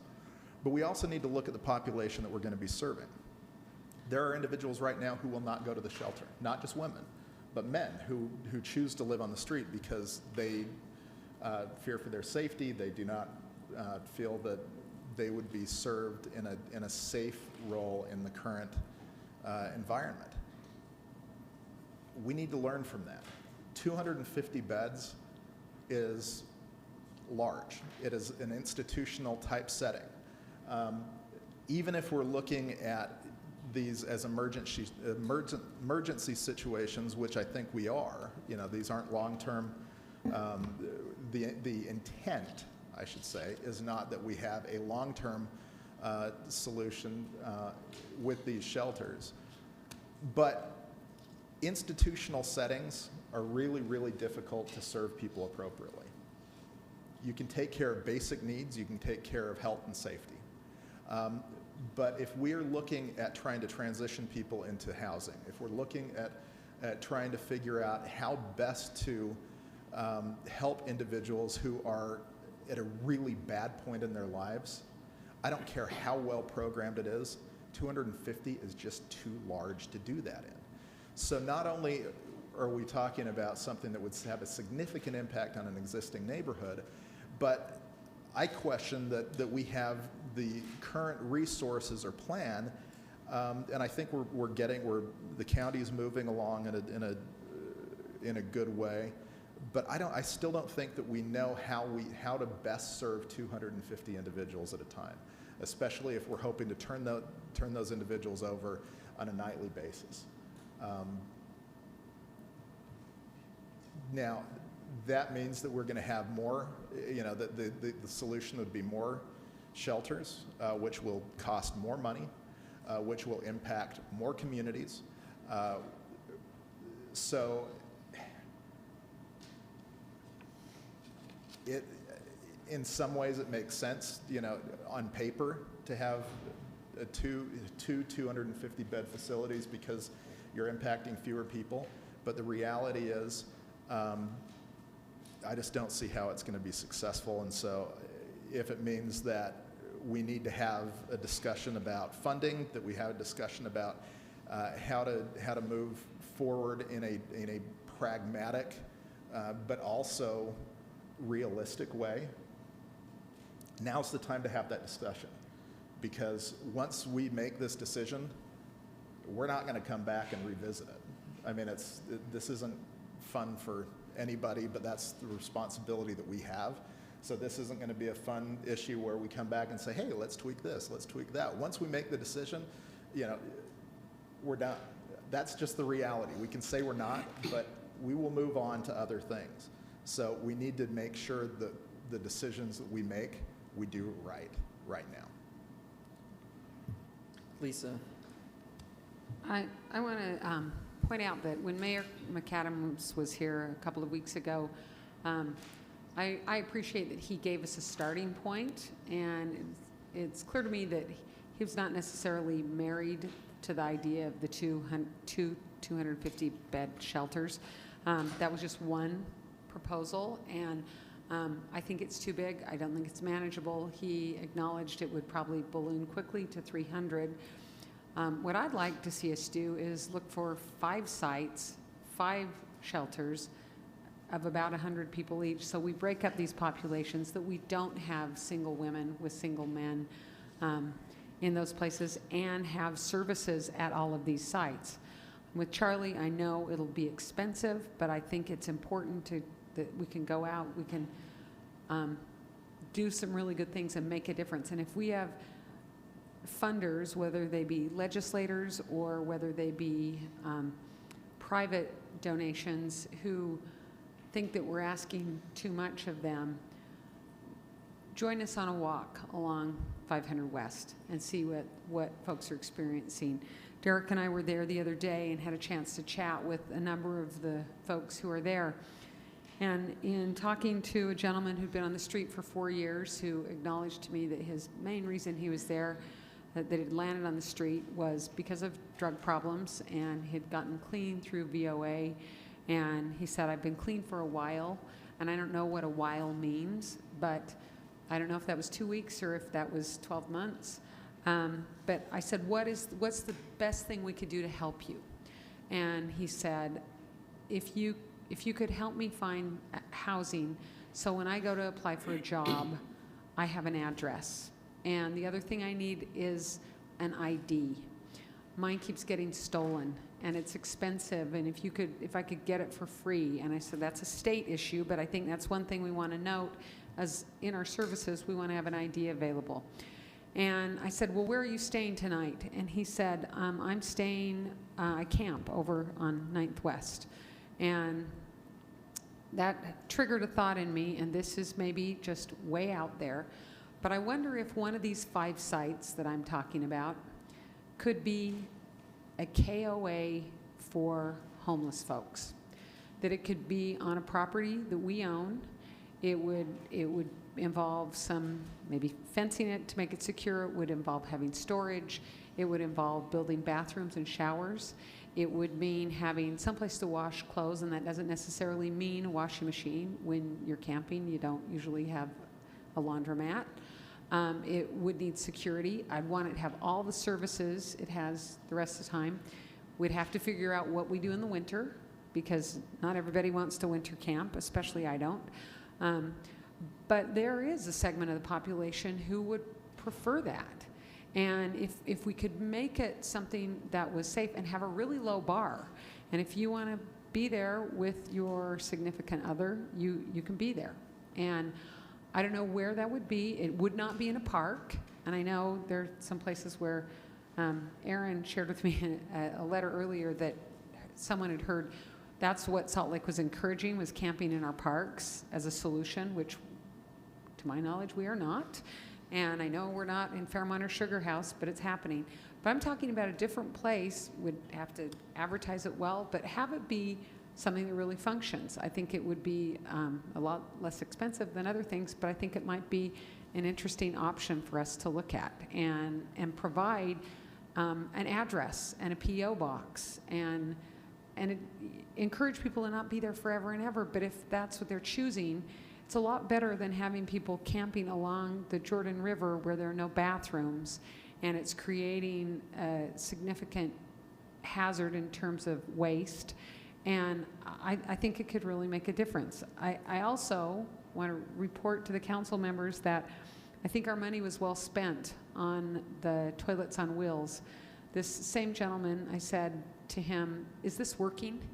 And he said, "In the time I've been on the street, this is the best thing I've seen." And he said, "It's so nice to have a place to be able to use the bathroom or change my clothes and have it here. And the people working here are nice, they are friendly, they keep it clean, and I really appreciate it." And another gentleman came up to us and was very tearful and said, this makes a big difference. And I'm really happy we decided to do that, because it's a mess on 500 West, but at least this is an incremental step. So, sorry, that's a lot to say, but I just want you to think this idea a little bit about having camping and having 5 sites. Mr. Chair? I think you've hit a lot of good points, and I agree that when Charlie said, look, you can cite 2, you can cite 5, but you got to cite them, and you got to pay for them, and it's going to come down to money for facilities, and there's also another concept overall that the more you spend on shelter, the less you spend on housing. And I hate to say it out loud, but this is a housing discussion at its heart. We have some services we've got to provide in the meantime, but we have to have the housing. So yes, I want to do it right and make sure we're doing the appropriate services up front with intake and diversion and emergency stuff we're going to need, especially detox and mental health treatment. But we also have to acknowledge that if this is going to work, this has got to be temporary, it's got to be shelter, and we've got to have services, ongoing funding. This is perpetual funding. There's not one-time stuff. And we have to have the housing in place. Otherwise, we're going to cite up to 5 transitional housing programs with camping around them, essentially. And so I wish funding wasn't the biggest issue, but it's going to be an issue coming up here for us. So the only other thing I'd say, and this is probably to the folks at the table as well, that we do have to have some ideas coming up quicker than later. And if we need specific information back from the county about services and funding that way, and some other things, the things we don't know about, the commitments have been made to the legislature, which I think were pretty clear that we was committed to 2 at this point. We need to know that and make some decisions fairly quickly about, based on the sites that come back to us.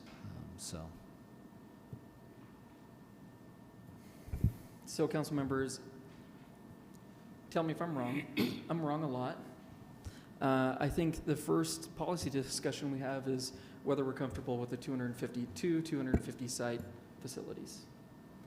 And we've heard that go around, and it all depends on service or what all is included in those. But I mean, I think of specifically, if I look at District 1, I'm trying to think if there is any apartment complex in District 1 that has 250 rooms or beds. I don't think there is. And to have that type of impact in District 1 with 250 beds, I mean, there's already an impact when you look at the campsites along the Jordan River Trail or along 900 West. That's a serious problem. So I personally do not feel comfortable moving forward with a 250-bed facility. So I guess we can straw poll that, but let's have some policy discussion about it. If we're going to talk numbers, then you got to hit at 500. If we're going to are we going to agree at 500 is our number we got to hit? If you take the 3, you're looking at 175. Is that different than 250 fundamentally for you talking about?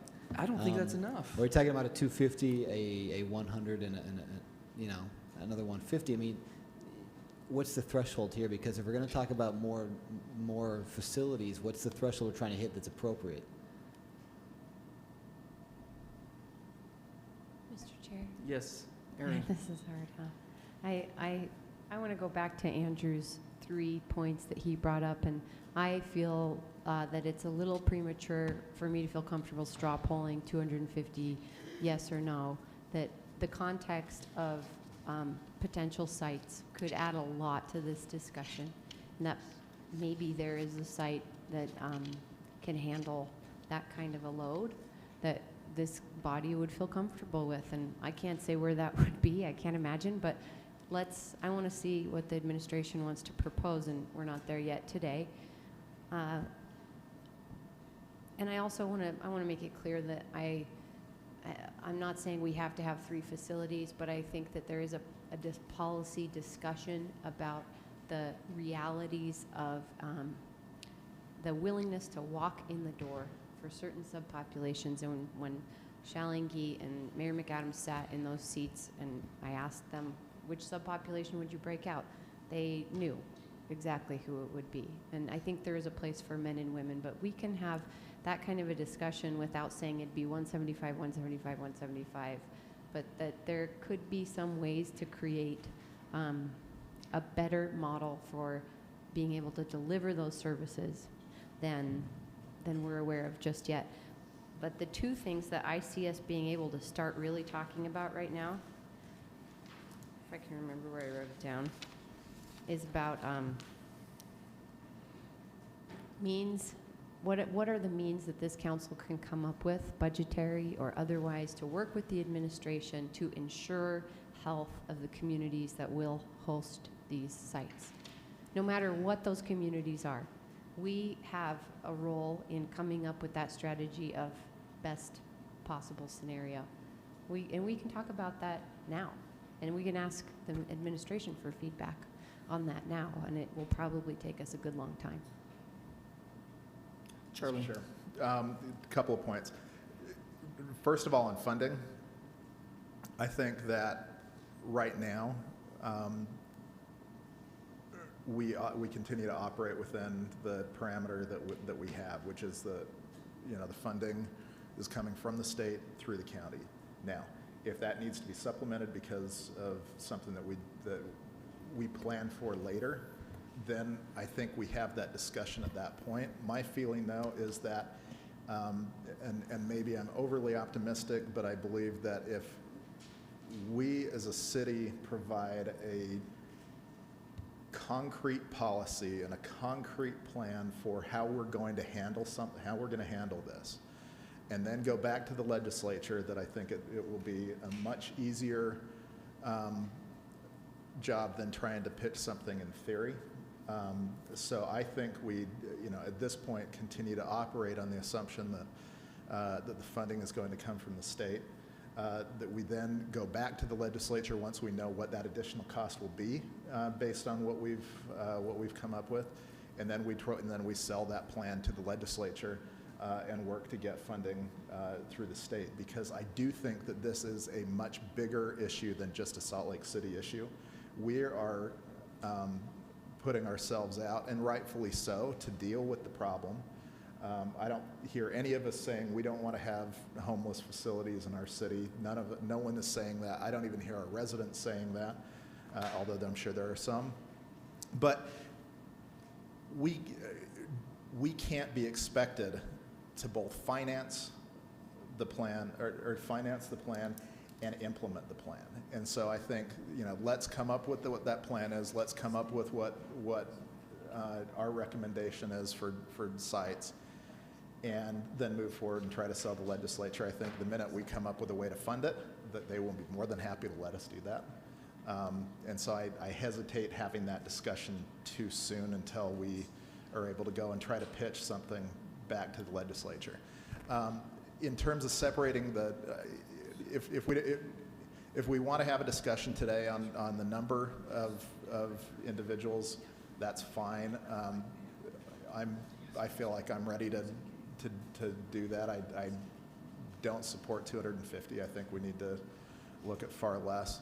But I do think that if we're not ready to have that discussion, at least having the discussion about separating out subgroups makes more sense. And I right now am fully ready to say that I think we need to have a separate facility for women, not just a separate door, but a separate facility in a separate location, because even if we can come up with whatever creative solutions we want in terms of doing it, but if we are trying to house people under the same roof, even if they're in separate rooms or separate doors or whatever else, people will stay away.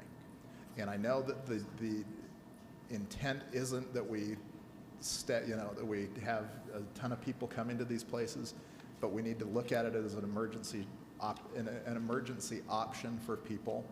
And I think right now there are folks, to Aaron's point, women in particular, women and kids who will not go to a shelter because of previous experience, because of fear that they have. And so I think right now I'm fully supportive of saying, let's have a separate facility. Now, does that mean that, we have to have more than just one or more than two? I don't know. I mean, we can have that discussion later, but I think one of the facilities has to be women only, women and children only. But then I think we also need to look at staffing and the staffing cost and the programming cost. There will be a substantial programming cost to this, regardless of how we do it. And that will only increase with the number of facilities that we look at building.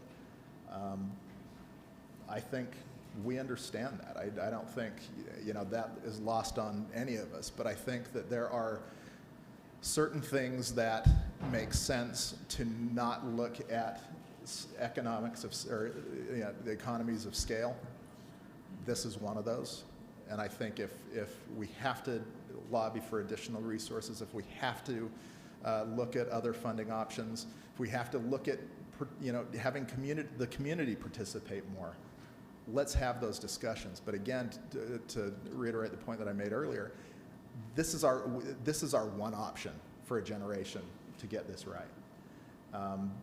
And I think that taking the time in an expeditious way is critical. Mr. Chair. Yes, Derek. I'm with you. I would like to have that discussion and come to some sort of agreement on size.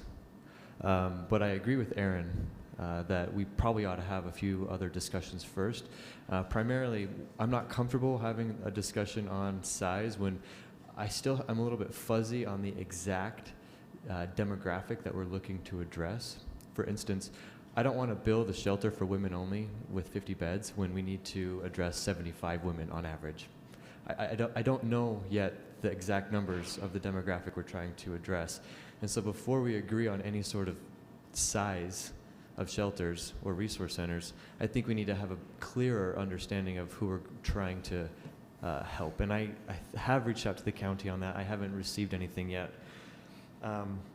But also, I am leaning toward Lisa's suggestion of 5 individual shelters because 100 to me seems a lot easier to manage for a community than 175 or 200 or 250 even. And my third point is that when we look at city resources, while I would be willing to try and scratch below the surface a bit and find a few pennies here and there, and maybe to have a more robust funding conversation around how we might construct these new facilities, it boils down to programming. And I would much rather have the discussion on housing because that really is a critical link to addressing homelessness in Salt Lake City anyway. And so until we have our housing plan in front of us and we know exactly how we're going to finance our housing needs, I think it's maybe a bit premature for us to put ourselves out there on financing additional resource centers. So while that is me kind of giving a mixed answer, I think that we need to have a little bit more clarity on some of our direction. Direction. We have 15 more minutes to discuss this until we have our time-sensitive items with the boards that we've got coming up. And this is not the end. This is just the beginning. Could I ask one more question, Mr. Please. Chair? I'm sorry. If part of our discussion is going to be about actual lots or available places that we're identifying, could you help us a little bit with the timing of when we may have something in front of us to take a look at? Yeah, be more than happy to respond to that. So we're in the process of identifying specific properties.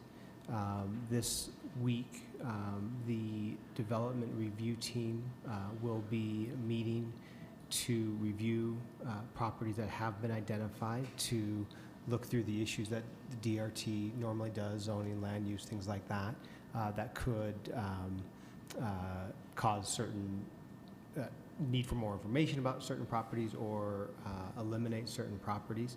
Our hope, once the DRT has reviewed, is that we would bring those properties back to the council as laid out in our timeline for consideration of putting option fund in, excuse me, on up to 5 sites. So we see that happening within the next week or two. Stan? David, there's a lot of conversation about size, impact, and perhaps property size, impact. But it occurs to me that a critical factor in any location and any size is probably the design of the facility. Absolutely. And what criteria do we have in place? Have we set some thresholds for anything that would guide that design, actual design? And we've seen some information about size of structure, and I'm a little bothered, not bothered, that's the wrong word. I'm a little concerned about the idea of a lot size, because I think the design criteria plays a significant impact on that. You can look at our current shelter and say it's maxed out in its lot size, which forces sidewalk queuing, which is a big problem, versus something that might go up higher and have an interior space that doesn't force that, or just the fact that we might create a service for people that don't have to queue at all. If you're in the shelter for some time, it's guaranteed bed. So how are we melding that design criteria into our process? That's a great question. So a couple different ways that I'd respond to that. One, fundamental to everything that we're doing in terms of identifying the specific potential sites that will work to the design is geared based on the work of collective impact and the types of programming and service criteria that we're speaking about. So for example, so I'll give an example. While we talk about these as resource centers, not shelter beds, resource centers, it's more than just providing a bed and a hot meal. At the same time, we're balancing it where best practices tell us that we don't want to provide too many services within the facility itself, because then it becomes a draw. Then it almost becomes a barrier itself from that transition to housing. So you want access and you want easy access to services, but you don't want a full medical clinic in there. You want to provide the medical care in different ways. That is something that we're learning through the collective impact process and the identifying of the program and service criteria. So that will obviously impact the way that the facility is designed to meet the needs identified, the priorities identified within the collective impact process. And then if you take a look at the success criteria that we have been using, the success criteria that the commission, the Site Selection Commission, prioritized a year ago and we took back to the community. On that list, the success criteria both identifies important criteria around specific location, like access to public transit, access to services not conducive to the drug trade, but then it also identifies criteria around specific design and how that impacts the community. Size of the facility, fitting into the community. Don't ask me what this means. The SEPTED. I can say the acronym now. But how you design a facility around public safety standards and actual design standards that are out there to guide that process. So all of that is being considered within the site selection process. The other thing that we're doing to be able to, once we identify potential sites, what we are doing is we plan on working with Architectural Nexus, who is the firm that conducted the program facility study with collective impact, and this is a fine balance. We want to be able to take some of that and create a visual and understand what that could look like on a specific site.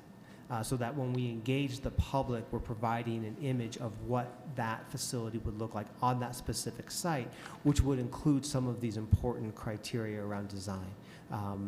And that's also why an important part of our next phase of, which we're already in, our next phase of public engagement is the site visits that we're doing with the Midvale facility. While the Midvale facility is not in a great location, it is designed in a way that minimizes community impact.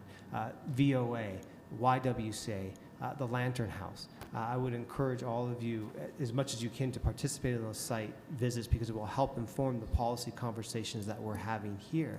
And a good question for the Lantern House, for example, that serves a mixed population, but has created a very separate and distinct entrance and just way beyond entrance, just how they are able to serve both single men and single women. And a good question for them would be, are there still individuals that are not accessing that because of fear, right? So I think hopefully your participation in the site selection, the tours, and visiting with other providers will provide some answers to the questions that you have. One of the components that stood out for me in one of our visits a year ago on homeless services, and you referenced it about not creating a clinical space in a resource center, but there was a need to provide office space for other community partners to come in and meet with people. And so it was more of a linkage than it was an actual on-site service delivery. Right. And in some cases, they did limited medical care, but it was very much about connecting the people in the center to that service on site with the provider elsewhere. Correct. And that is the model that we are looking at. I appreciate you suggesting that's a really important component of that. The other part of it I am a little concerned about is that so much of what I think we see as part of our 500 West issue is truly this lack of facilities and activities during the day. And I don't think a lot of people in the community have made that transition from existing shelter services and comprehensive housing services that I hope the Resource Center gets to, which is about providing opportunities for people to have activities that are not just productive, but also engaging and provide them, help support them on that road to a housing option rather than a day waiting in the park until check-in time. Stronger case management, development of individualized case management plans, individuals working on those during the day and providing access to the types of resources and services that would help individuals move towards that self-sufficiency. And all of those additional services clearly have design components that, so I'm concerned that we're capturing all of that in the site selection process. Absolutely, we are. Absolutely. Councilmember Adams. A couple questions, and I'm not sure. These are drawn from the subcommittee's questions that I want to address. I'm not sure which ones go to you, which ones are for us, but first is the first one on this list. Who should serve on the site selection subcommittee that the administration has referred to as the body tasked with making the final site choice? So do you have anyone in mind of who that's supposed to be? So as was discussed at the last site selection commission meeting and with the homeless subcommittee prior to that, the part of the process that we envision is once, again, up to our idea of identifying up to 5 sites so that we can have a very robust public conversation and putting options down on up to 5 sites, that through that public engagement phase, work with the commission, additional information would be prioritized. And then we were creating a subcommittee within the commission that would include the mayor. We suggested, we recommended up to 3 members of the city council, as well as the chairs of the site selection commission and myself, one senior staff member in the mayor's office. And so sorry, the chairs of the site selection commission, meaning Gail Miller, and Palmer DePaulis. Okay. In that subcommittee, being able to take that information, that public engagement process, to work with the site selection commission and be able to, work through that and come down to a recommendation for 2 sites. And then the question about what format would that decision process take? What would we be looking at? How do you see that? So the public is aware of it and we're aware of it, and we know there's, we know the problem of if you're indicating a site, the price suddenly goes up. But at the same time, I want to know, if I'm a citizen, where you're looking to locate these. Right, and that's why we were proposing, and what we initially proposed with state dollars, and now what we're working through with city dollars and reimbursement with the county, is that we would identify up to 5 sites. Right. That would be potential locations for the resource centers. But I want all 5 sites. I want 5. Right, no, So- I understand. I understand. And so I want to be at all of them. Well, we're working from the standpoint of kind of what Councilmember Luke was discussing in terms of the process that we've committed to with the legislature. And so our commitment was 2 facilities. I thought our commitment was not that. Our commitment was 500 people, No, not 2 facilities. Our commitment to the legislature as a part of the legislative ask was 2 facilities. Can I go to Lynn Pace, and who was there in the negotiations as an attorney, and see if that's correct? Because my understanding was it's 500 people housed, not 2 250-bed facilities. The legislative ask was for $27 million. $7 million was ongoing, 3 of which is for housing, which is still being identified and addressed. $4 million was for ongoing expenses for 2 facilities. $20 million of the legislative ask was for 2 facilities, 1 serving single men and 1 serving single women. That was the legislative ask this past So I've session. been getting conflicting reports on what that is, because I've heard that from you, and I've heard from other people, no, there was not that 250 number attached to it. As an administration, we have identified 250 as the size for many months now, both within collective impact, both with our discussions with the council. But the legislative ask itself was specifically for 2 facilities. For that, because if we think that's too big and it doesn't work, we don't want to derail this, but we want something that works. Right. So I'm concerned about I that. think we all in definitely on want that? something that works. Yeah. My understanding, and that we're getting down to mincing words here, is that I've heard 250 from you, David, and throughout the legislative process, and understand that was the ask. But the understanding of the state as to what we would fulfill, I have heard consistently was 500 beds. We've said the way we're going to do that is 250. Their fulfillment expectation is simply 500 beds. The 500 actually comes in a little bit later as we look at the collective impact process and the goal of reducing the need for the current facility for the 1,000 beds. And starting from the standpoint of 2 facilities serving 250 each, 500, and the conversations around some other detox, one focused on women, one focused on men, conversations around collective impact around housing specifically for women and children. What is the housing needs that we have then if we have that 500 resource center beds, if we have these other types of facilities that would serve a detox addicted population, if we have, which is really conceptual, because I don't have any details in terms of what is being looked at in terms of housing, type of programming or project serving women and children that Mayor McAdams discussed 2 weeks ago here. And then with that, in order to reduce the shelter bed capacity need in the current facility, what is the housing needs that we have to meet those needs across the county? That's where the 500 comes from. At no point did we ever go to the legislature and discuss the idea of 500 resource center beds separate from the conversation of asking for funding for 2 specific facilities. Are you telling us that our conversation about expanding the number of possible facilities beyond 2 is compromising the state funding? All I'm saying is that what we requested was funding for 2 facilities. So the conversation about expanding the types of facility, to Councilmember Luke's point, does become a conversation about funding. We don't have funding for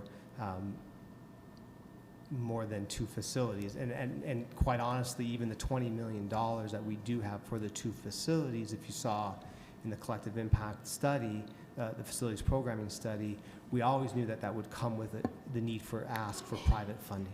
Sure, of course, that's fine. But I feel like you're putting us in a corner that I don't believe exists.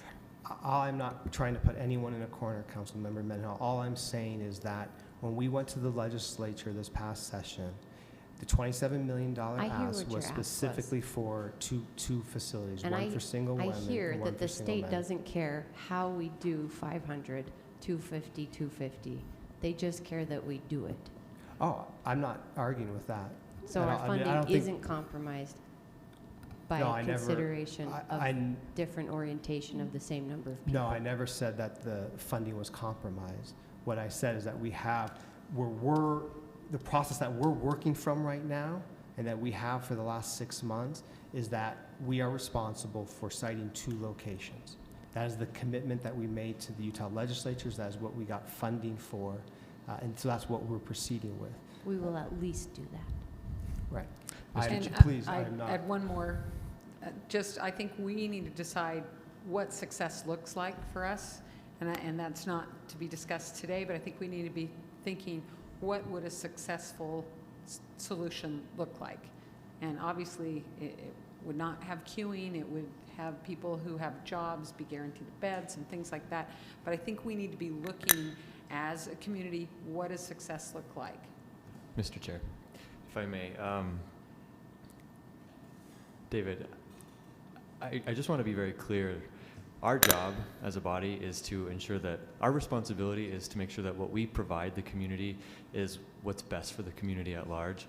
My understanding is that we committed to 500 beds, and so I'm getting conflicting information from you and from other folks in the county, and so it would be helpful for us to know if we have to do 2 or if we will be disrespecting the 9-10 month process if we move toward 3, 4, maybe 5 new shelters. So I don't know who's going to give us that clarification, but I think that that's important. If I can. May I just chime in? David might help a little, hopefully. I'm thinking that what everyone wants is the same thing, which is locations for people to receive services. And what I think the council committed to is working in good faith to move forward as expeditiously as possible to get that moving in that direction. And that's what I've seen you doing so far. So I would think that the legislature would be pleased with that. And if you go to the legislature and say, we didn't do it exactly as you suggested, but given our communities and that type of a thing, we have made this many steps of progress, and we are going in this direction, and we expect to have this completed by such and such time. I don't think the legislature would frown on you for coming up with a way to get to the same goal on a different road. That is my understanding from the folks that I have talked to outside of the city, and it might not, I just can't see how they could be unhappy if what you get to is what they recognized as the need. And I think if we can keep parsing this in every which way, but it's probably an unnecessary conversation if everyone has the same goal. David, did you want to? Yeah, Mr. Chair, if I may, I mean, I think one, I would, so I know some of you come to Collective Impact. I would strongly encourage you tomorrow morning. Collective Impact meets again, 8:30, right? Thank you. And so a lot of the questions that you have speak more to the service redesign and the service reform that's really going to make this a successful effort. And then also to Council Member Luke's point, I think having some conversations, you're asking great questions, some that I can't answer, and having some conversations with key legislative leadership about funding and what additional funding opportunities may exist. I can't speak to that, only to what we asked for last year and kind of what we've been working on since then. And so outreach to key legislators, to Councilmember Luke's point, I think will also help us understand what the ground rules are, what the playing ground is that we are working from. Thank you, David. And we are behind. Just council members, if you'll take a quick look at your agenda, you can see that Mountain Accord is an important factor that we're involved in.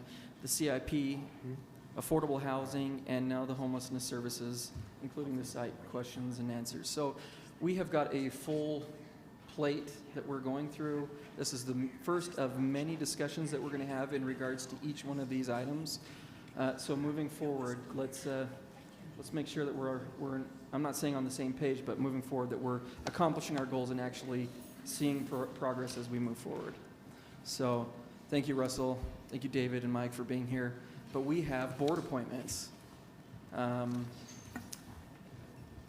the first one is board appointment for the Historic Landmark Commission, which is Kim Worthland. Can I just say, David, Mayor, love you lots. Totally mean it. This is so hard. You guys are great. We're going to get through this. It's going to be okay. That's just from me. All right, Kim. Are you here? I am. Great. Thank you. Come on up. We received your application, and give us a little background why you'd be willing to serve on this commission. Hi. Well, thank you for the opportunity. Thank you, Mayor, You're for welcome. the opportunity to serve. I thought I'll be very brief. I know you've got a full agenda.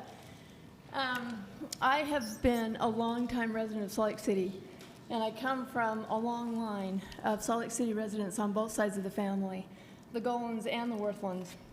In fact, my great-grandfather not only lived in Salt Lake City, but was one of the early business owners with a business called Worthlands Meat on the corner of 2nd South and 8th East, and provided meat for many of the residents and also most of the restaurants for 4 generations our family did. So my roots are deep. I'm particularly interested in the Historic Landmark Commission because I have always had a strong affinity for and real interest in older neighborhoods, historic buildings, their character, their charm, their craftsmanship, what they do to create a sense of place and also a distinctiveness to a community. My first home was in the 9th area. It was built in 1910. And the home I live in now was built in 1930 on one of the most beautiful streets in the city on Laird Avenue between 13th East and 15th East, with the sycamore streets that line that street up and down. So I know firsthand the power of quality of place and how it's a contributing part of quality of life. And for that reason, I'd like to be part of preserving and protecting that as a member of the Historic Landmark Commission. Questions for Ms. Worthland? Stan. Kim, you live on Laird. You're in the, I don't know if you're in the hotbed fire of or it. the frying pan, but you're in one of those. Yep. So can you just talk a little bit about how you see the challenges of balancing the issues around landmarks, property rights, values, fear? Sure. You know, when the Harvard-Yale went for the historic district designation, I was naive in what the strength of the feeling on my block. I was actually in favor of it, but when I talked to my next door neighbor and other neighbors around, I quickly was made aware of why others are strongly not in favor of it. I went to several of the hearings, and you know, that's what we're struggling with, is where is that balance and how do people feel safe around their capacity to change their homes in ways that are meaningful to them without destroying the quality of the neighborhood that we have. So that's a tough issue. And I think what's happening now in terms of reducing the area that they're looking at is probably a good way to go, and just take more of an incremental approach. Mr. Chair. Lisa? Kim, I'm delighted you're willing to serve on the Historic Landmarks Commission. Council members, I've known Kim for a long, long time, and I know her abilities and her skills. I'm still going to ask you a hard question. One of the things that's always a challenge for zoning, having served on the Planning Commission, I know, is the definition of contributing structure. And that is a term of art. If you're not familiar with it, you will become familiar with it quickly. But we often have residents who say, okay, wait, this building is called a contributing structure, but there are trees growing up through the middle of the floor. The windows are boarded, the chimney is falling in. It serves as a place for transients to come and get high, or it's been a meth house, or it's had all kinds of other problems. So how do you balance, but by the way, it was built in 1905 and it's in a historic district. How do you balance the idea of, wow, this is a contributing structure, but no one is probably eager to buy it and repair it and bring it back to its former grandeur, like the Devereaux House was. It continues to deteriorate, but at the same time, if we allow it to be torn down, maybe there's an incentive for property owners to let their property fall apart until it's so bad that we let them tear it down. And if we do that so much, then we're left with nothing of historic value. You know, think about South Temple when you see that great KUED program on Brigham Street, all those houses that are gone. And I am constantly torn about this because I think there are some real dangerous eyesores that are contributing structures that maybe need to go. But on the other hand, is it a good idea to let them go? And how do you see, as Historic Landmarks Commissioner, balancing those things out between the desire to save something that's old and the desire to not incentivize owners to just let them fall apart? Well, actually, Lisa, you did just exactly what I would do as a commissioner, and that is to look at all sides of it and say, this is what we want to achieve in terms of protecting and preserving. And we have an extreme case in this particular home, if it's as dilapidated as you describe, that we're going to have room in order to, if necessary, tear down a structure if it's just not livable, and really it makes no sense to try to salvage this place, while at the same time not creating so much room that we would unintentionally create incentives for people who want to do a tear down. And so, just as you've done in your description of the problem, what I would try to do is that same kind of analysis with the other commissioners in determining what would be the best solution for this particular site without compromising other structures or other opportunities. Thanks, and I wish you well because it's really hard. Yeah. Let me just say that's one of the hardest questions I've ever heard at a board interview. We're longstanding friends. I can do that. Andrew. Do you have a connection to the Waterford School by chance? I do. So we need to know. You have anything to apologize about? No. That is half the battle, just knowing who you're talking to. Were you at Waterford? I was. Thanks for your service, by the way, your willingness to serve on this particular board, as they're talking about. Hugely impactful, hugely controversial at times, and very, very much needed. So thank you for your sacrifice. Absolutely. Yeah, we appreciate your willingness to serve. You will be on the consent agenda. You're more than welcome to stay, but it's the consent agenda. Usually we just go right through it. Okay. So thank you Thanks very so much. much. Yep. Next board appointment we've got is the Art Design Board for Alexander Huggins. And then after Alexander, we are actually going to do all of the Salt Lake City Arts Council together. All right, Alexander, tell us Tell us a little bit about yourself, why you're willing to serve on this board. Well, hi. First, I want to say thank you for having me, for considering me. I will start off by saying I'm from Salt Lake City. I was born and raised here, grew up in Rose Park. Have been heavily involved in the arts for a long time, since I can remember. A lot of public arts programs, through school. Graduated from West High School, attended Parsons, the new school for design in New York, studying architecture, and ended my college career at the University of Utah this past May in film and history. I was approached initially by Libby Haslam, who I used to work for at GSBS Architects, to be a member of the council, and I was very interested and honored that she considered me, just because I have an extensive history in working with public art and working in public arts programs through like youth, through school, through installation work, working in contemporary art, currently working at the Museum of Contemporary Art, and formerly at the Central Utah Arts Center as well. Yeah. Any questions for Alexander? You still living in Rose Park, in District 1? No, I currently live over by Judge Memorial High School. Yeah. We'll come back. Yeah. My mother still owns a home out there. Is just recently remarried, and my sister and I really want to own our childhood home, actually. So hopefully that happens. Well, soon. good for you. Yeah. Seeing no other questions, same thing. You're on the consent agenda. Feel free to stay in the long-winded meeting, or you can just be excited for your new your appointment. So awesome. We Yeah. appreciate you, Alexander, Thank you. and your willingness to work.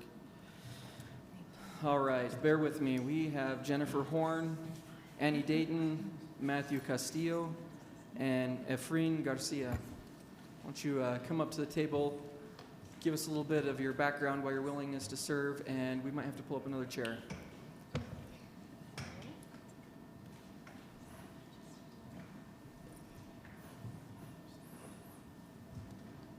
Great.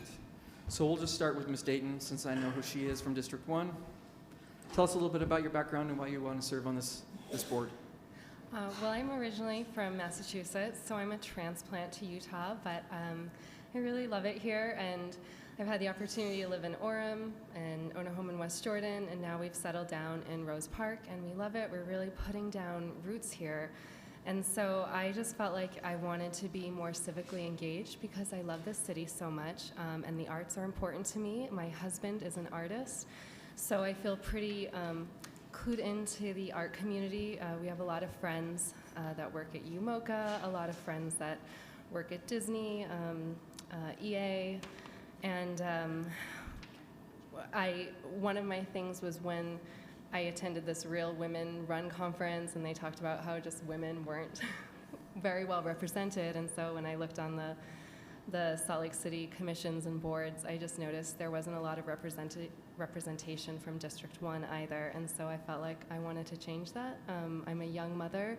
I also work for the county, and I'm just ready. I didn't want to wait any longer until some better time when my kids were grown up, so it's a little busy and crazy right now, but I felt like this was a better time than any to contribute to my city.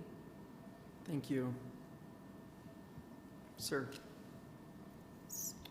Hello, I'm Matthew Castillo. So first of all, thank you all so much for this opportunity, and thank you as well for your support of the arts.